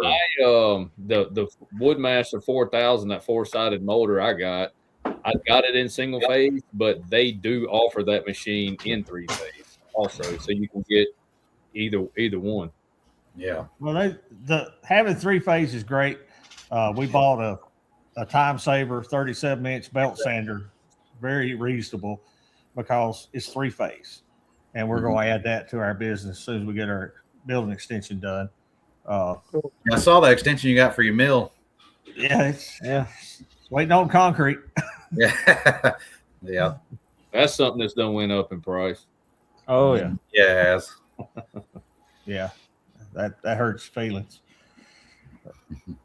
Well, I guess we're lucky. We're lucky to get 120 here. Yeah, y'all are way out in the sticks. Half the time I got to run the generator to just be Exactly. Able to I was just going to say generator. So Rick, do we want to let Chris frickin' skin out of here and let him get back to his place, or what are we doing? No, Chris can leave if he needs to. He's going back to the camp, crack a cigarette. Yes, I was wondering if he was. Are you close to camp where you can drive right back, Chris, or you've come home to mother? Chops. I came home to mother. That's that's an hour and a half away. Yeah, I need him to stick around until the end then. Yeah, We appreciate you coming, Chris. Very good. Oh, absolutely. Yeah, there was a few guys I did meet at Bunyan that and Chris and Russ were a couple of them. There's a couple more guys that there was just so much activity and so many questions from other guys that you'd never, there was a lot of good people with a lot of good information, and I like to share it with everybody else. Oh, I got a new processor. I got a new Blockbuster B18. They're doing some upgrades to it. It's a brand new machine. And my new operations on bigger property, and I got a great big concrete slab to work on now. So it's going to be pretty awesome. A lot of new stuff's coming. Now, are you going to be in Boonville this year? Maybe. Okay. It depends if Blockbuster wants me to go. The companies, Blockbuster and Husqvarna now, are sending me to shows, and if they say, here's a ticket, here's a car rental, here's a room, I go.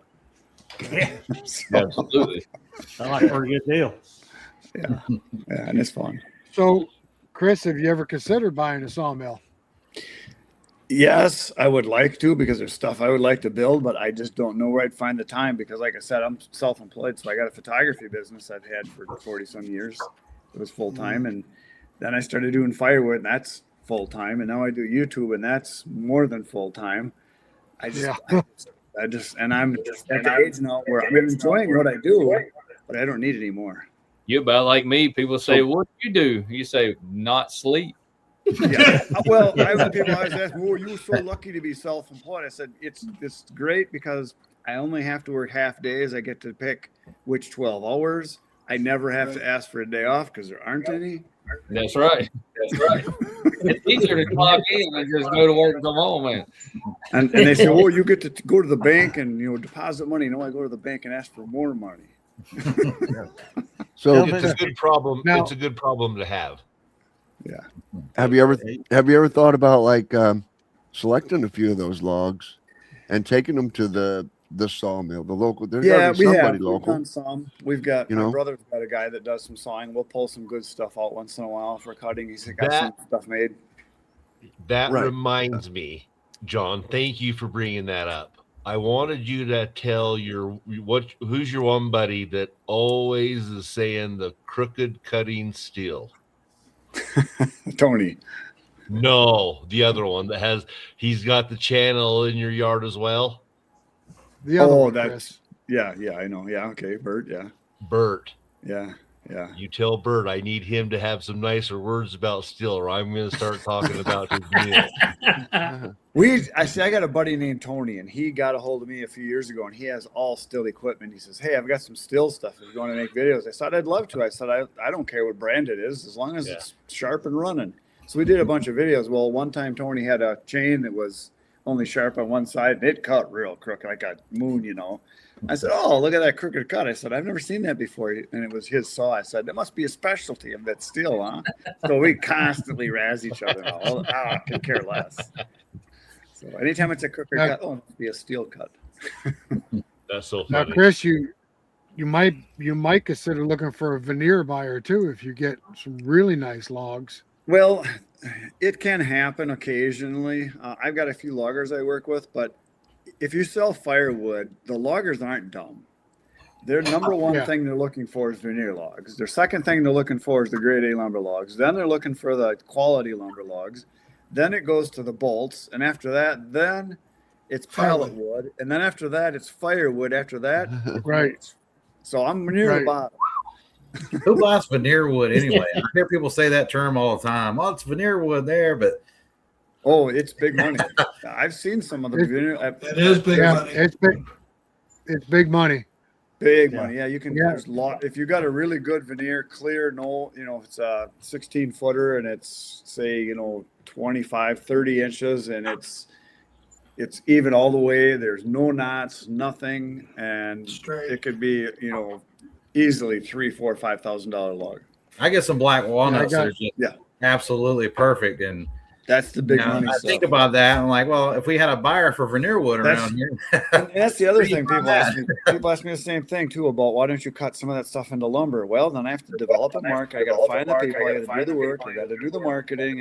And I've got 300 customers that call me all the time for firewood, and they're just on repeat. So, like my contractor buddy told me the other day, I was just picking his brain on what to do here, just throwing ideas. He said, you need to focus on one thing that can go with it and be the best at it. Don't go to the next shiny object.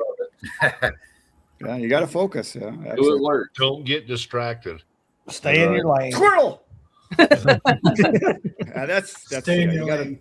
That's my everyday life. Yeah. Yeah, my wife keeps me pretty much focused. I'll be talking about a new idea, and she says, "Don't you just take care of what you have first." They ain't got all the time in the world for that. Huh? I get guys in here that look at my white oak pile and they say, "Why don't you sell that? It's worth more money." I said, "If I sell that log, then I don't have nothing to cut and sell to my customers, and my customers are more important than selling that log." Yeah. I'll make less on it, sawing it for my customers, but I need the inventory to keep my customers. Right. People ask me all the time too, how do you get started with firewood? Get a chainsaw, get a splitter, start cutting, because it's not something when you start out you're gonna have a kiln and sell wood to product to sell overnight. Yep. You got to start 6 months in advance, but once you get the ball rolling, you're constantly getting more in and getting ready for the next year and selling stuff. Robert Westfall told me last year, guys, we're just sitting there shooting a bull one evening, and he said, "Son, just know you cannot sell something you do not have." Yep. Mm-hmm. And don't get high on your own supply is another one. There's a lot of guys they take the good stuff for themselves, and that's not a good thing. You got to raise the price on the good stuff and find someone that'll pay it, because they will. Yeah, we spent all winter cutting inventory for our spring sales to be ready when the weather clears and people want to go out and build stuff, because there's a short window there that they're going to buy it from somebody. If you've got it available, they'll buy it from you. And your firewood's the same thing. You cut all year, and as soon as the leaves fall, oh man, I need some firewood. Yep. So as soon as you get some frosty roofs, the phone starts ringing. Then it's just go time. September, October, November, December, it's wide open. My buddy down the street sells firewood. He had 50 totes lined up and hadn't sold nothing. And we had a couple 10-degree nights, and he sold out in 2 days. Yep. Cold weather wakes them up. Yes, it does. Eric, do you do more custom lumber, custom cutting, or do you do stock lumber and sell what you have on hand? Probably 50-50. Really? Yeah, we take custom jobs where we take the log, cut the log, kiln dry it, and then turn it into something to send back home, as well as we cut our own inventory to sell as, if you catch it before I kiln dried, I'll sell it to you green, or most of it's kiln dried. And if a customer calls, says, "I want 1,000 feet of TNGV groove," we'll pull it out of inventory, edge it, and run it. We always had a problem. Anytime I cut and stocked any kind of lumber size, everybody that wanted lumber wanted something else. So if you're selling green lumber, you're going to fight that forever. Yeah, that's all we do is custom now. So, well, I don't sell 2x4s. You call me up and say I want 42 2x4s, I'll tell you go to Lowe's. Yeah. Okay. We're selling what Lowe's don't offer: 1x6s, 1x8s, 1x10. We're selling hardwood species, maple. What I've learned with the dimensional lumber, what always did best for me is advertising in bundles. I mean, you air stack it 50 in a bundle, and that's when I had the most calls doing dimensional lumber, instead of, "Hey, I sell this." But if you advertise the bundle itself, everybody's like, "Well, how much per bundle? I need 1 or 2 bundles," and do it that way. That's how I've had it work best for me. And we can't. Our best sellers usually 1-bys. Yeah. Right. Yeah. I'd have a hard time selling 2x4s. I wouldn't sell 2x4s anyway, but 2x6s, 2x8s, 2x10s, because they can't use them in a residential structure legally. Right. And most people around here that are building barns, they're building a barn that's nicer than any house we live in. Okay. Yeah. Yeah. They're building $1 million barns. So they're not using rough cut lumber to build an Amish barn. Yeah. I don't worry about the green market. If somebody calls me and they want it green, I'm like, okay, I'll put you on the list. It'll be a week or 2. We'll get it out. But I've got it in kiln dried today if you want to come pick it up. We sell a lot of green board and batten. Yep. And, people just slap it on and go. But I guess that's why it's designed like it is. But I guess kiln dry will be. You'll get a lot more contractor business if you had it kiln dried, because your local guy that's doing a remodel can come and buy 20 boards, put them up on the house, and as soon as he's done, he can paint and stain and get paid quickly instead of having to wait 2 or 3 months to finish that project before he can get paid. It's exactly the same with firewood. They want to fire today or tomorrow, not later. Yeah. Right. A lot of times they want it yesterday. Yeah. Yeah, Chris, you get you a kiln, it's a game changer, brother. You can start gotta get rid of that edger now. You start taking some of that ugly wood that's banana shaped. Yeah. Start cutting some weird slabs out of it. So I'm gonna kiln dry that and just put it up on marketplace. It's in the future. Well, you gotta have a plan, and that's Hey, Chris, have you ever had a customer request axe split wood instead of something that's been through a processor? No, I've never heard that. I used to do that when I was younger. Yeah. I'm not very far from Park City and maybe Sundance, where they're some high dollar places. I got contacted and they say, hey, can you split us some stuff that's pretty? And I'm like, what do you mean by pretty? They're like, well, the wood looks like it's torn in half, literally. I was like, well, and I knew the difference between, because I split with them all for 30 years before I even touched a splitter. So I knew exactly what they were talking about. Yeah. So it was. I would answer yes to that. But I did. Be about $1,000 a stick. Yes. Well, what's funny is it was a super good job, and the gal that was asking about, she referred me to Deer Valley, where I was there for one winter when they had 12 feet of snow on 3 roofs. I was there for 3 months shoveling snow at $170 an hour. Yeah. Oh yeah. I've had people want decorator wood. That's exactly what it was. Yeah, they're not going to burn it. It's for sitting on the mantle of the fireplace. All that is for show. And they want birch, certain size, certain length, maybe split, maybe not. Maybe they want something that's different, or a mixture of some different colors. Like their scheme might be they got maroon in their room. They want cherry because it's got that color to it. That kind of thing. And I charge for it. So the picture I sent you a picture by Firewood Pie. I told you, I had a guy here cutting wood for a couple weeks, and people love it here because it's cut on both sides, stacks easy, and it's pretty. Yeah, pretty. Mm-hmm. Yep. Well, that guy was mowing burns right now. That guy I told you about, that's Frank's. He's in Pestrago, which is north of Green Bay. He sells all of his wood down in Chicago, and he sells mostly birch.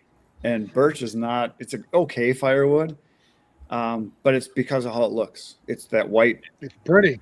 It's pretty. Birch is pretty. And he said the yuppies like the birch. Looks like birch is pretty too when you open it up. Remember the Christmas card you got for your grandma that had the birch firewood by the fireplace? Yeah. Yeah.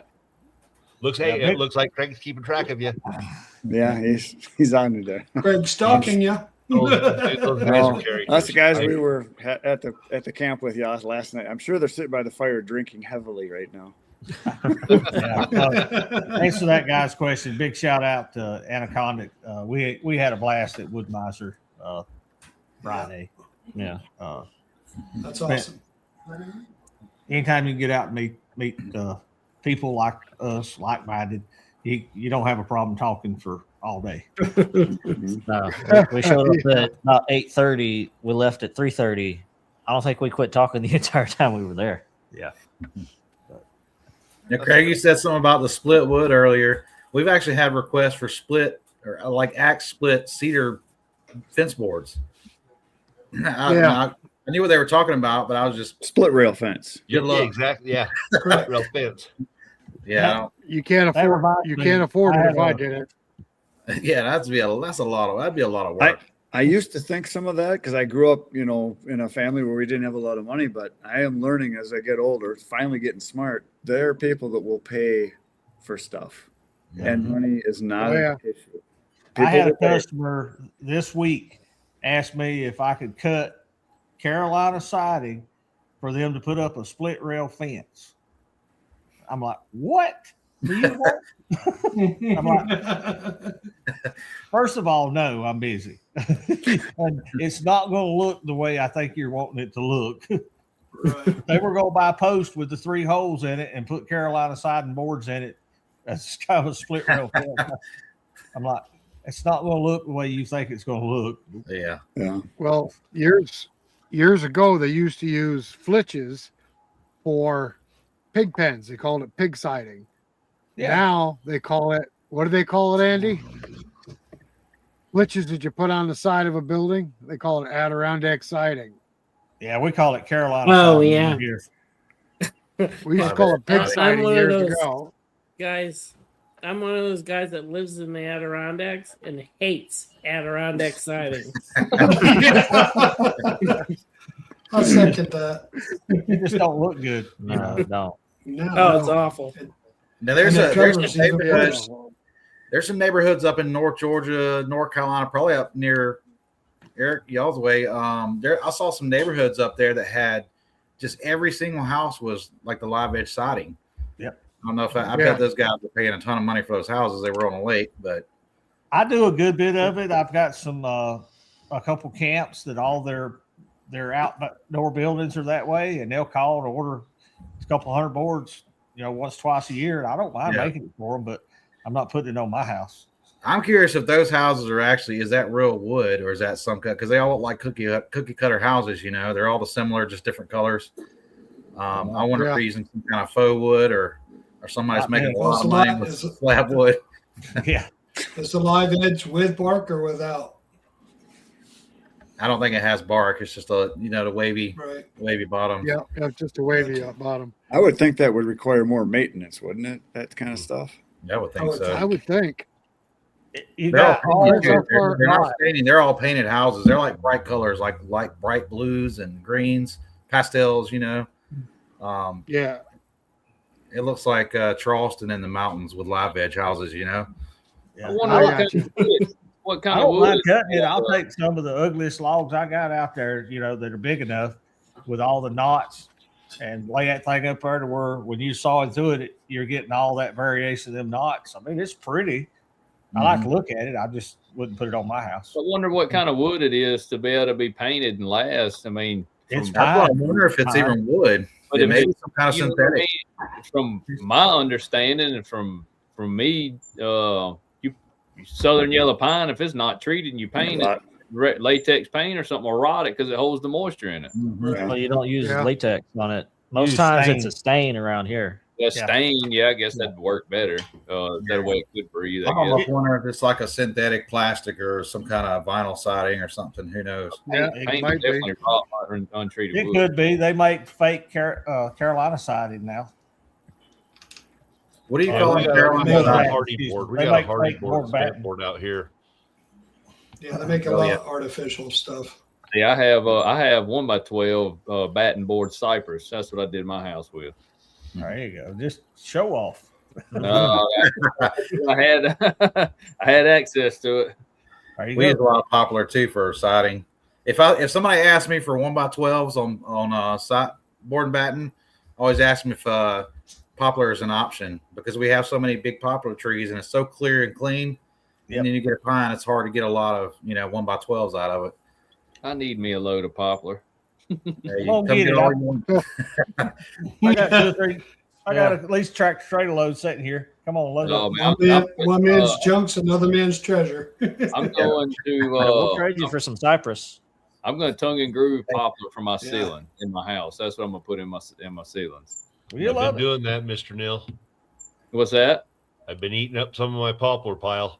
Yeah, so I want it's unique. There's adds a lot of color, a lot of character, and they ain't very. Is your stuff out there a lighter shade? I gotta buy my poplar. I don't have. Every now and then you'll find a couple poplar trees, but I don't have any. The stuff that I've gotten from Thomas and Tennessee. Drive up here and I'll give you enough to do your house for free. I got that much land on my yard. Yeah. Every now and then you'll see them. You'll see a tree every now and then, but there's not big stands of it. When I went up there to visit Thomas, you're riding around, not from here going up there. You just ride around in these giant poplars. They're like pine trees down here. They're everywhere. Yeah. Where's the question for you, Neil? What's that? If they can get past Mason. I've had people come by and meet and see the operation. I have. Yeah. We use poplar around here as water detectors. If there's a poplar tree growing there, It's wet. in water. Yeah. If you need a well, that's probably a good place to put it. That's right. That's the same thing as bay trees. You see them bay trees, there's water. Yep. Yeah, willow trees Eric, here. have you If see a guys smelled any willow tree- sycamore? I have. We don't get it here. I've sawed some a customer brought me, but I couldn't even. I've seen so little of it, I couldn't even identify it was standing here in front of me. Sycamore tree? Yeah. You have it down there, Neil? Oh yeah, there's sycamores down here. It's easy to identify. The bark's peeling off and big old sheets. It's white. It's a very pretty tree. Big old sheets. I understand it's difficult to dry. The rule of thumb that I've only cut a little bit on the slabs and things like that, but everything that I've looked into, the quarter saw on sycamore is the way to go. Quarter saw. Yes. And I've heard it called American lace wood because you look at it, it looks like lace once you quarter saw it. It's really cool. Almost looks like a snake skin or something. Yeah. Yes. But if you want to see wood move, cut sycamore through a knot. It'll move 2 or 3 inches just on that knot. Right. Yeah. Yep. I like making mantles and stuff with it because you can get that. You know what I mean? It's very easy to do that with. Yeah, I see this question. Somebody says, has anybody used pine bark waste cans for siding for a log cabin look? Yeah, if you want bugs in your house. Yeah. They call that out around that siding. Yeah. Yeah, I had a customer call me a while back wanting me to cut that for him. A little like 2.5, 3 inch thick by 6 inch talls with a half round on it. And I'm like, dude, I cut lumber. I ain't got time to cut that kind of specialty mess. No, it takes forever. Yeah. It takes forever to keep it straight. Didn't you guys have what they call a river birch? Oh yeah, they're thick at my place. Right, yeah, they're everywhere on the in bottoms around here, around creeks and rivers. I've been wanting to cut some. I don't know if it's really a tree worth cutting or spending time with. Seems like it'd be kind of wet. It looked good on a wall inside. Yeah. It's similar to yellow birch. Yellow birch has got a little thicker bark. It's not as flaky, and it's got a cool grain on the inside. It's pretty wood on the inside. Yellow birch is beautiful figure. Oh, yeah, yellow. Yeah, we sell a lot of yellow birch. Love cutting yellow birch. Yeah, we don't have birch. We don't have birch here. We got beech. And then the bark makes good lighter starters. It's got built-in oil. We have the little small beech trees here. They're hard as a rock, though. Yeah. So, Chris, are you? How far away are you from Tony? Are you guys in the same state? Yeah. He's 40 minutes away. If that. Okay. I was wondering if you were within an hour or so. Yeah. I thought you was. Yeah. Okay, very good. Chris, does your beech trees get in the fungus over there in Wisconsin? Yeah, right now they've got some type of a fungus they're getting, and they're starting to die off. Yeah, the loggers are starting to cut them. Yeah, it's a slow death from what I can see. It's kind of similar to the oak wilt that we get in the black oaks and the red oaks. It spreads from roots or open sores in the trees, and it's between the emerald ash borer, the Dutch elm disease, obviously back in the 70s. That's what I grew up splitting with them all. I call it Satan wood. To get split. That, and we've got pine beetles that are killing off the black spruce. Yeah. We got those. We've got a lot of different diseases getting trees, but when they die, another one grows. A different kind grows. Yeah. You're not going to stop it. It's the most replenishable resource there is.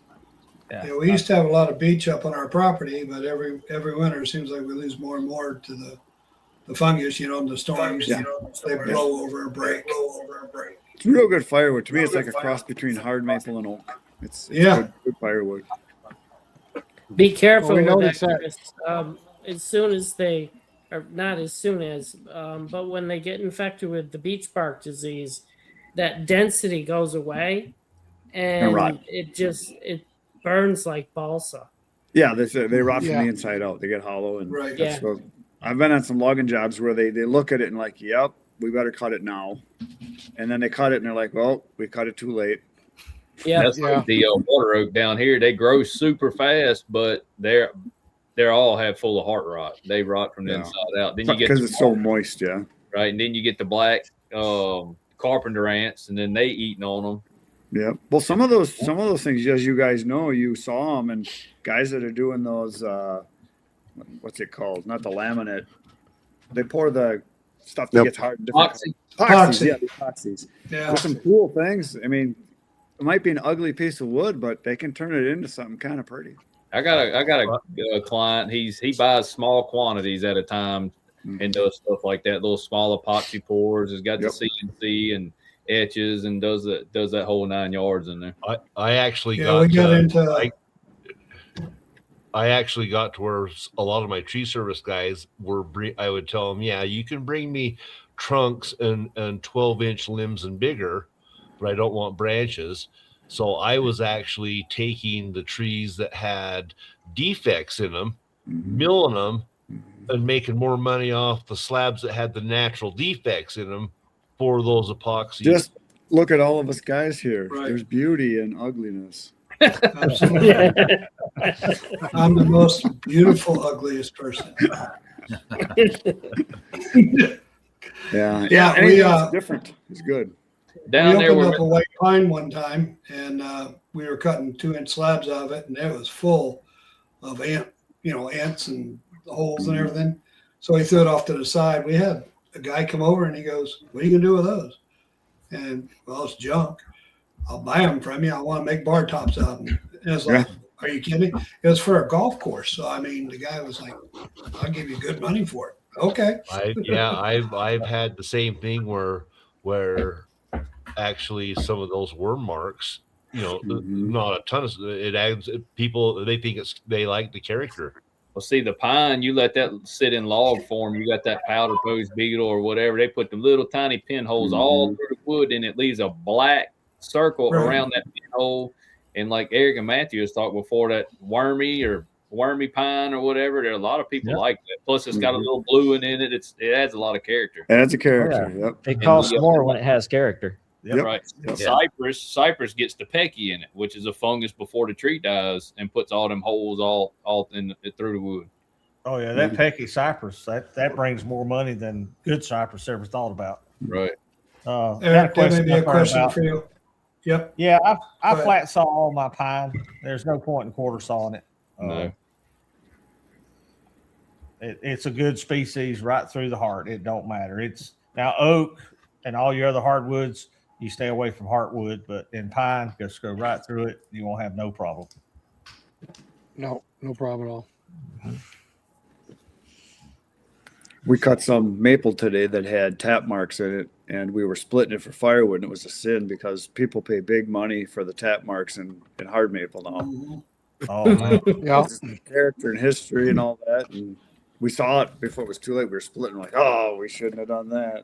There's some of those maples with the taps in them.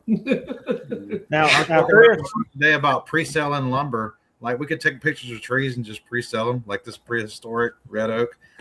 Yeah. Pre-sell the slabs before you cut the tree down. Yeah. But yeah. Chris, Well, you're getting more into the lumber market. If you want to go professional, you got to let that beard grow out now. Yeah, Chris, that's a little bear there. Like Quit that, shaving that thing, let it grow out. At least have some stubble. I just shaved. I want to start getting in and selling that a lot more, the blued pine, because you don't see a whole lot of it around, like a whole lot of people offering that.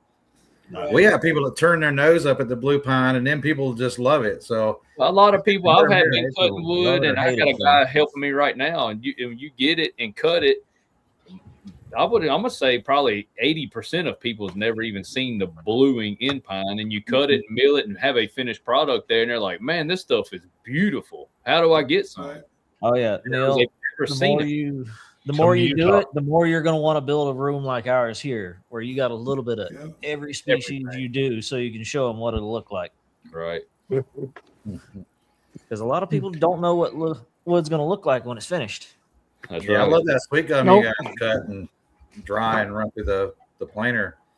Oh yeah, we still have yet to have a person figure out what that is up there. Yeah, Just about every person coming in, and nobody's guessed it yet. What one? What's up on top of the wall here? That whole horizontal section. Now, how does that hold up outdoors? Do you know? It's horrible. It's horrible outdoors. It makes great wall boards, but outdoors it'll rot really quick. Especially down there with all your humidity. Nah. Yeah. I know we I can do cut. get Greg's. We cut sweet Right gum here. here. If it sits on the ground for a day, it's going to start molding. You gotta stack or like take 2 boards and put them together. The next day you can pull them apart and they're already molding or growing mushrooms or something in them. So I just checked Facebook Marketplace here in our area. Blue stain pine is going almost double what I charge for non-stained pine. Right. Wow. crazy. There is a market for it, but you got to create it and keep your stuff segregated. And Yep. Well, there's market for It all everything. comes down to If space. you want to look at it that way. I'd love to All set of my spruce, out. all of my spruce has bluing in the sapwood. Is it pretty? Does it? Oh yeah, oh yeah. See, Mr. Floyd just put a comment up there. There you go. He, like I say, he does a lot of custom work. Well, like I say, most people have never seen it, and they walk into a house and the floor is white and blue, and they're like, "What the heck is this?" That's right. Yeah. It's beautiful. Does Our it problem stay is blue too? We'll get a little bit of Yeah. it. It's a really The Ponderosa Yeah. has the blue and the red in it. Yeah, I cut some last year that like it had a lot of blue and it had a lot of red streaks in it too. It almost looked the like a mix Ponderosa between a took box out elder and a bluing pine. Yeah, There you pink. I've seen pink in it also. A lot of pink. Mhm. But that Yeah. blue in color is like it's almost black. It's grayish. Mm-hmm. It's neat. And it's got hard lines. It ain't like it's all The like same. you put something on it goes. I mean, it's hard lined and everything else. It's pretty neat. It reminds me of sometimes you remember the coloring when the girls will do the pre-coloring where they outline the outline of the color with the darker, Right. you know, so you can see there was a different shade. Rick, like you used to color, remember? Yeah. I remember there was a time we'd take blue stained pine and throw it over the back because it was no good. Yeah. Nobody That's what nobody I was wanted it. The other day, he said, "Man, several years ago, you couldn't give a even framing lumber away, just dimensional with bluing on it. Yeah. It doesn't mess with the integrity of the wood at all." I No, don't it know what doesn't. you guys are seeing in your markets, but around here, the housing market's changing. The people that are building houses now, they don't want a 1970s ranch house that's wood from one end of the house to the other, but they do want a lot of natural elements in their house.